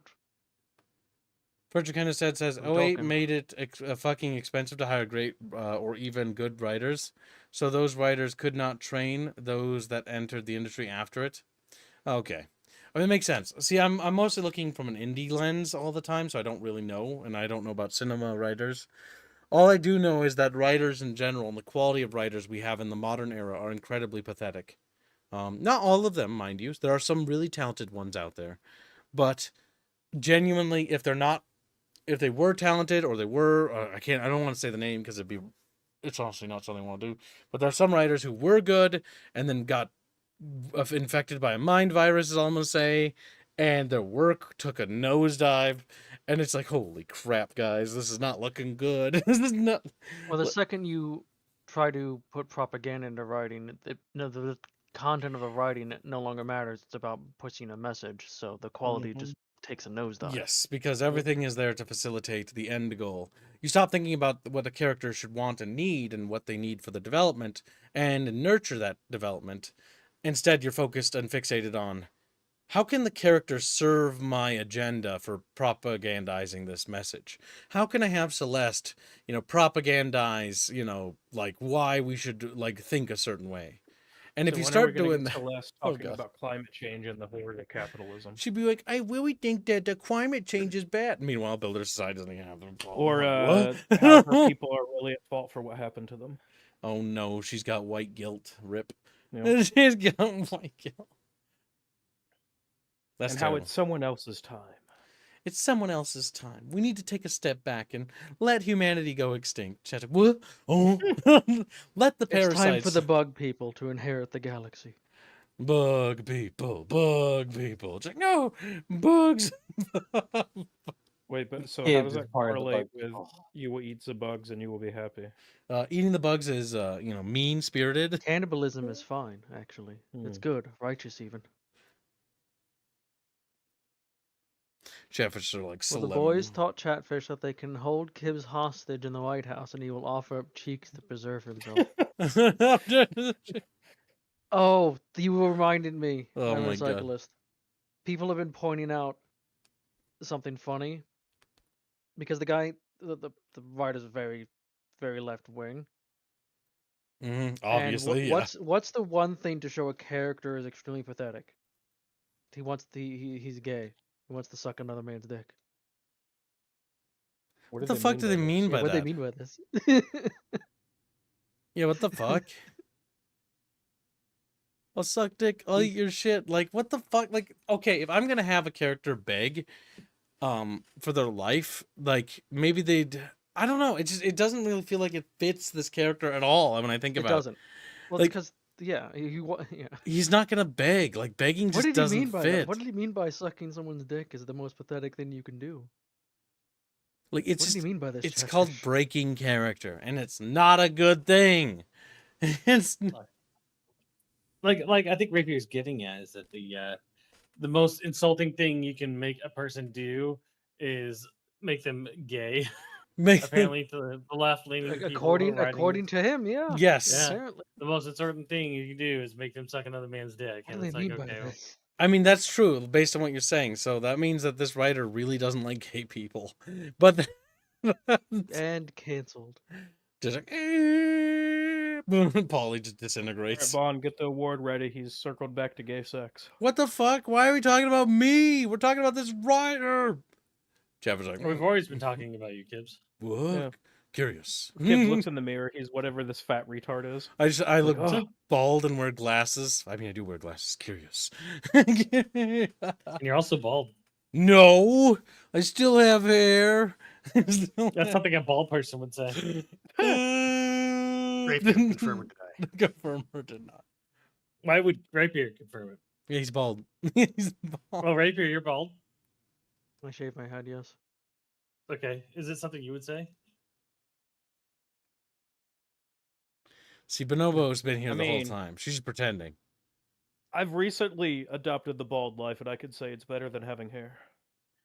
Curious. It depends on where you are. I want to say it's one of In those. Georgia, it is way better.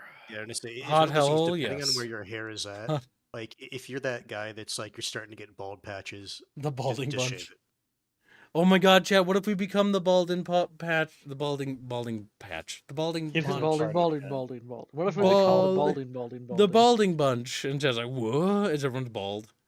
Then we invite Bomb Gibbs, on. is there She's anything you bald wanna too. talk She's to like, us what? about? No, I'm not balding. I didn't ask, but okay. Thanks for sharing. Thanks for sharing. Unfortunate. I have been informed many times that bald is beautiful. By women, no less. Oh, hold on, women or quote unquote women? A woman. Wasn't it? Look, it's the internet. We all know the rules.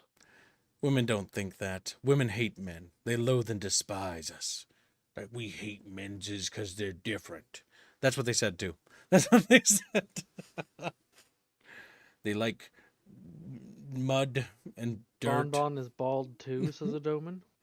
Damn. And so True, Bond banned Doman. Voodoo. Curious. Chatfishes are disappearing. Oh my god, it's like Subnautica when the little sub runs over little fishes. This sound was great. My audience just starts disappearing because they're all getting killed. Or the first time Kibbs runs into a parasite ship. Speaking of Subnautica, Subnautica 2, there's already mods that let you kill the fish. Nice. Good. The game's improving is what I'm hearing. Can't wait for I'm my modded still- playthrough one day.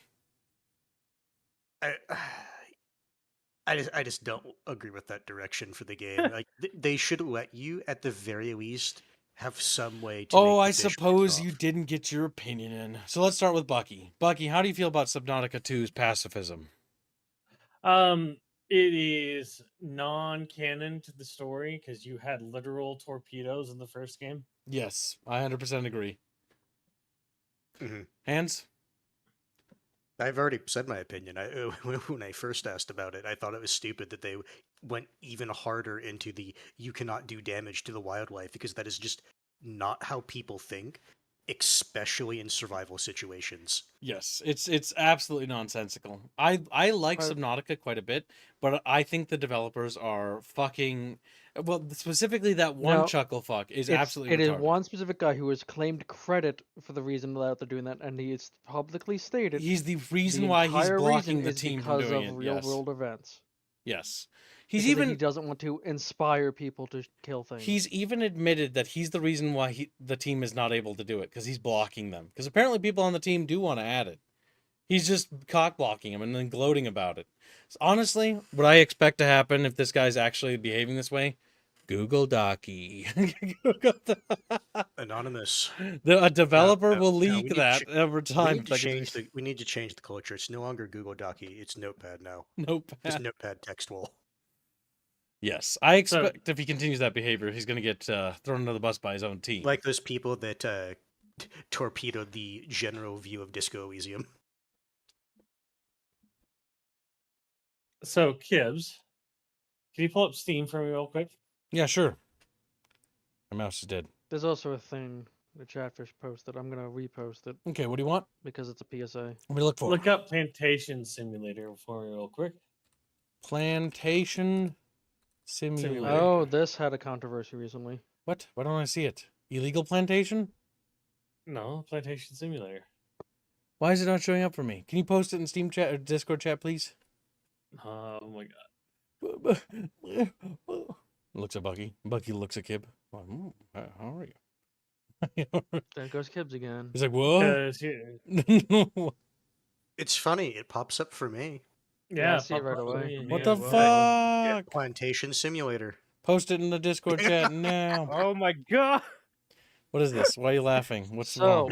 So, I know what happened with this game. Holy shit, what the fuck? Plantation Simulator is a simple farming simulator where you motivate friends with kisses to pick Yeah, your friends. crops. Maintain a So- beautiful farm? What the fuck? Kibbs, watch So the this video. game- That's all I'm gonna say. Yeah, Okay. you He's got got the to. DB one up on. He's got the DB one over. Click on that Hans' stuff or whatever. Yeah, why'd you bring in the DB, you stupid bastard? Because it's easy. Because I pulled that one up. Don't just so you do defend that. yourself. Wait, hold up. Oh my Okay, god, can I that's the even only look way- at this? It says sexual. Whoa. It's not sexual. Okay. No, you're kissing friends. It's fine. Oh, this looks pretty scandalous. Plantation Simulator is a simple farm. Oh my god, what the fuck? Why are there women in bikinis everywhere? Are they actually farming? I don't think this is a farming plantation, guys. Okay, so you don't understand what happened to this game, Kibbs. What happened? It's mostly negative. It doesn't look good. It was So- actually over. It was very positive. And Babes, then So, they- you yeah. can click on it and read. Yeah. So see why it says mostly negative right now? Click on those, and then go to the comments. The dev removed all of the minority representation. There is no diversity in this game anymore. What? Used to be lower accurate to the past, but newest update just whitewashed everything. Black representation is so rare, and it continues to be overshadowed by white supremacy. Bad update just ruined the whole premise of the game. The game was very fun, but I cannot recommend the game to anybody. Initially, when I played the game, it had meaning, purpose. But after the latest update, all of the drive was removed. I cannot, in good faith, let anyone continue to play this game and be misled by the terrible game. That is the intro and videos of an honest man's work. Maybe if the new update was revealed. Revered, I would consider rebuying the game. Then I would enjoy my refund. But then I will enjoy my refund. So they weren't all white people. They No, turned no, the everyone white. original game, which was blowing up on Steam, and like people were like having a laugh with it. You had your plantation, you had your workers, a lot of them black, and you Well- whipped them. Oh, Yeah, you oh. whip them. And then the usual suspects freaked out, and then the devs released this update where they completely changed the game. They rug pulled everyone basically. That's terrible. Manage your friends, not your slaves, your friends. Rosa Parks didn't die for this, says Agent Hitler. Agent Hitler. What? Look, he no. Oh as my an God. alien, he would know. He would know. That's true. He's right. I'm sorry, Chap Rose. It's over. Like, But yes, it is a rug pull that they sold the game as one thing and then they patched it to be basically completely different. Well, it should burn, but It should, because it literally is a rug pull. I'm fucking dying with these reviews. These reviews are beautiful. These reviews are amazing. Black Lives remember, Matter. chat, Obvious slop never- scam game. Refund if you bought this waste of Now, in God. chat, remember, never let someone say that people should not be able to review games, even if you find the reviews distasteful. Great game, but it opens in a window and it can't be scaled to full screen. Fucking. You know what? Out of all of them, it's like, you know what? That's fair. So, Bucky, why did you bring this up? Because it was funny. It is funny, I was yes. waiting. I was waiting for the because it was funny. Wow, what a yeah, it's a troll dev. Okay. Yep. Yeah, the Yeah, dev so- trolled people. It's yeah, a so troll. here's the Fair. issue. Look at the first update and look at the picture for it. Yeah, it's Update the 1.2 is audio here. troll face. Enjoy. Hi, gamers. We've listened and we heard you. We've all fixed the issues you've been wanting. We've added hearts and little kisses for your friends as you become the best new age plantation owner ever. Good luck and keep gaming. Yep. Ooh. Oh, God, yeah. Not even a single fucking like. Holy shit. So what you don't understand is that initially when this one was happening, there was mass support. Everybody was laughing their ass off, and it was great. And then the certain crowd found it and started raising hell, and it spooked the dev. And then the dev was like, oh, "Okay, this is probably a little bit more than I bargained for," and so he changed everything. Damn. And started posting new He's a booties and updates, fucking apparently. pussy. Correct. Backpedaled. Fucking, oh my God, he cucked himself so hard. That's so sad. Wow, I've never Yes. seen a developer cuck that fast. May 21st, May 22nd, May 21. Jesus Christ. Pathetic. Holy shit. Some people are not meant to be game developers. Like, you just aren't. You just can't dish it. And if you can't dish the heat, you know what they say, get the fuck out of the kitchen. Holy schmackarolis. That's embarrassing. So, yeah. But if it gets popular enough, kids, the mods can go in the game to revert it back. I mean, honestly, at this point, just make your own game and fucking do what he couldn't. Oh, the game's You can marked play adult you can only. play the video To play. kibs. Kibbs couldn't see it. I don't want to. I don't want to even run the risk because YouTube and flagging. I'm watching it. Yes, but reports doesn't matter, my dude.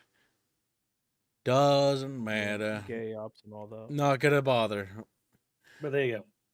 But I brought that up because it's really funny, and it's like another example of people capitulating.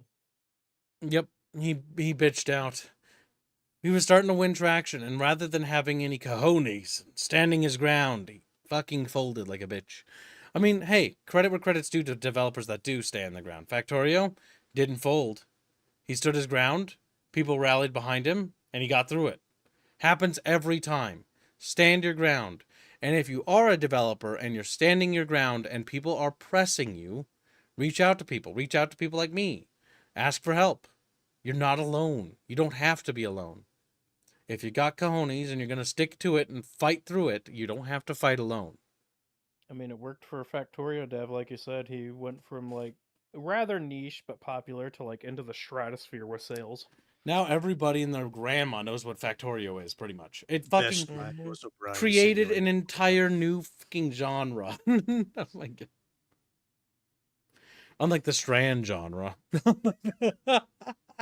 Well, Damn, like, I ugh. actually am wondering now if this was always the intention for Plantation No, that's what I'm Simulator saying. based- I'm I'm looking at their previous games like this might have just been an intentional thing.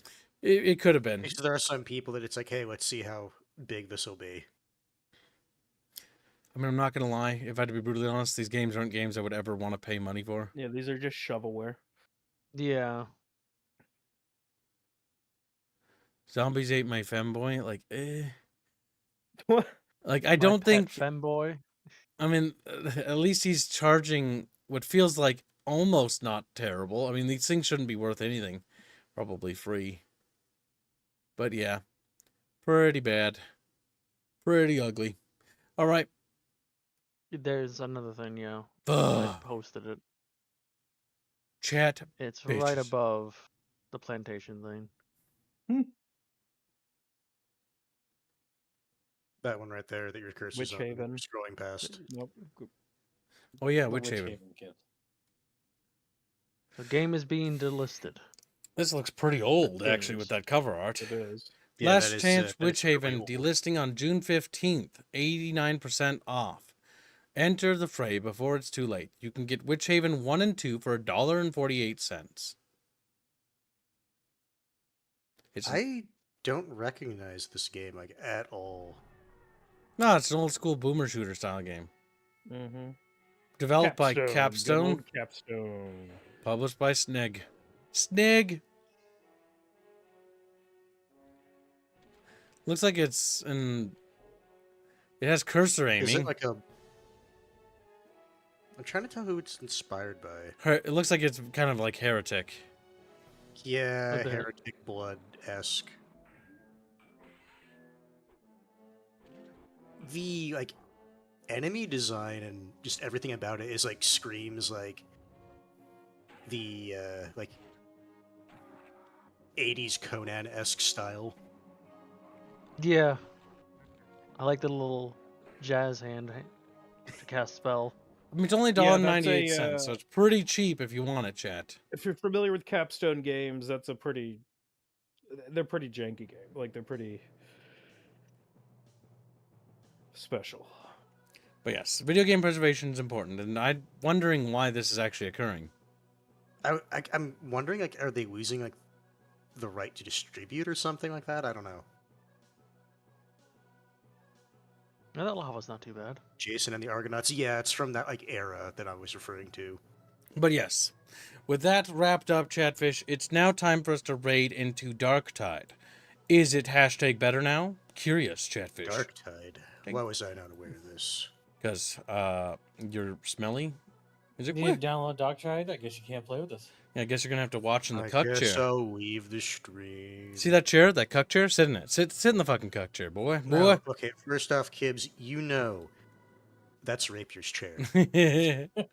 Damn. Also, Chatfishes, don't forget to drop a like on the stream to help your local Kib.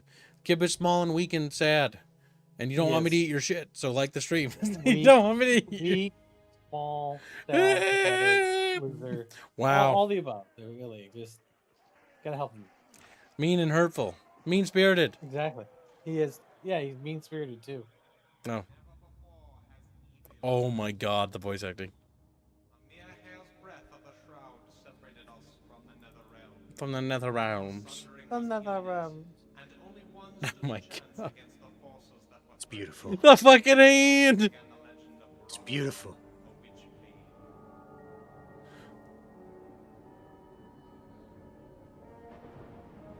Lightning. That boat's very wiggly. What year did this come out? 1990, I assume? Or 1995, maybe? In the before times. 96? They're delisting. 2021. It did They're not come out in gonna kill. 2021. I did on Steam.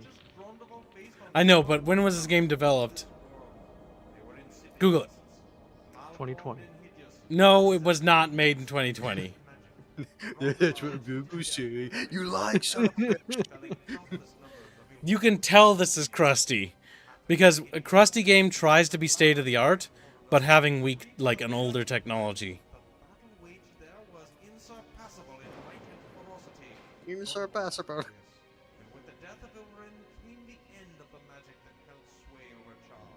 95. Okay, 95. That makes sense. For the first game. I'm not gonna lie, I'm digging this narrator. That guy's fucking buff. 96 for the second.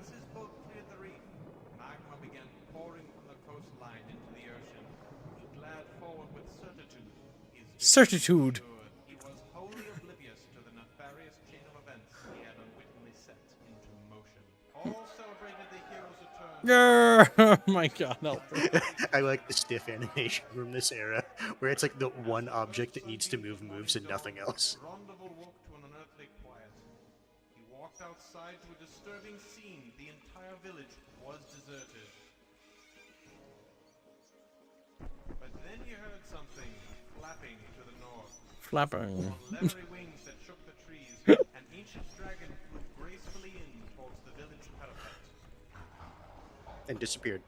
I can help me. So beautiful. Chat, I know the next game needs to play. Having completed Hey, look, the India's orders awake. of our unknown master, she flew away to the north, leaving Grundlevold with little to do but follow. But follow.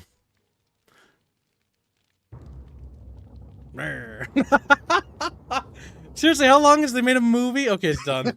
I was gonna say, like, that's going on for fucking ever. He looks at the time, Jesus Christ, 1 hour. So is it all Sneg games or just Witch Haven? Okay. Sneg did the publishing for the old school Warhammer 40k games to Steam. I highly doubt those are getting cut now. They 'cause just came out, yes. Yeah, they just came. That's what I'm saying. I'm suspecting it's just those, and I'm wondering if it's like they're losing the license to be able to sell it or something. Looks like they Maybe. mostly publish old or republish and redistribute older titles from the looks of things. But yes, little chat bitches, we will see you in Darktide, where we are going to shoot stuff. Oh. See you in a few minutes, chat. Thank you for your generous donations, and good job on making today's goal. See you shortly, chat. Goodbye. See ya. Right.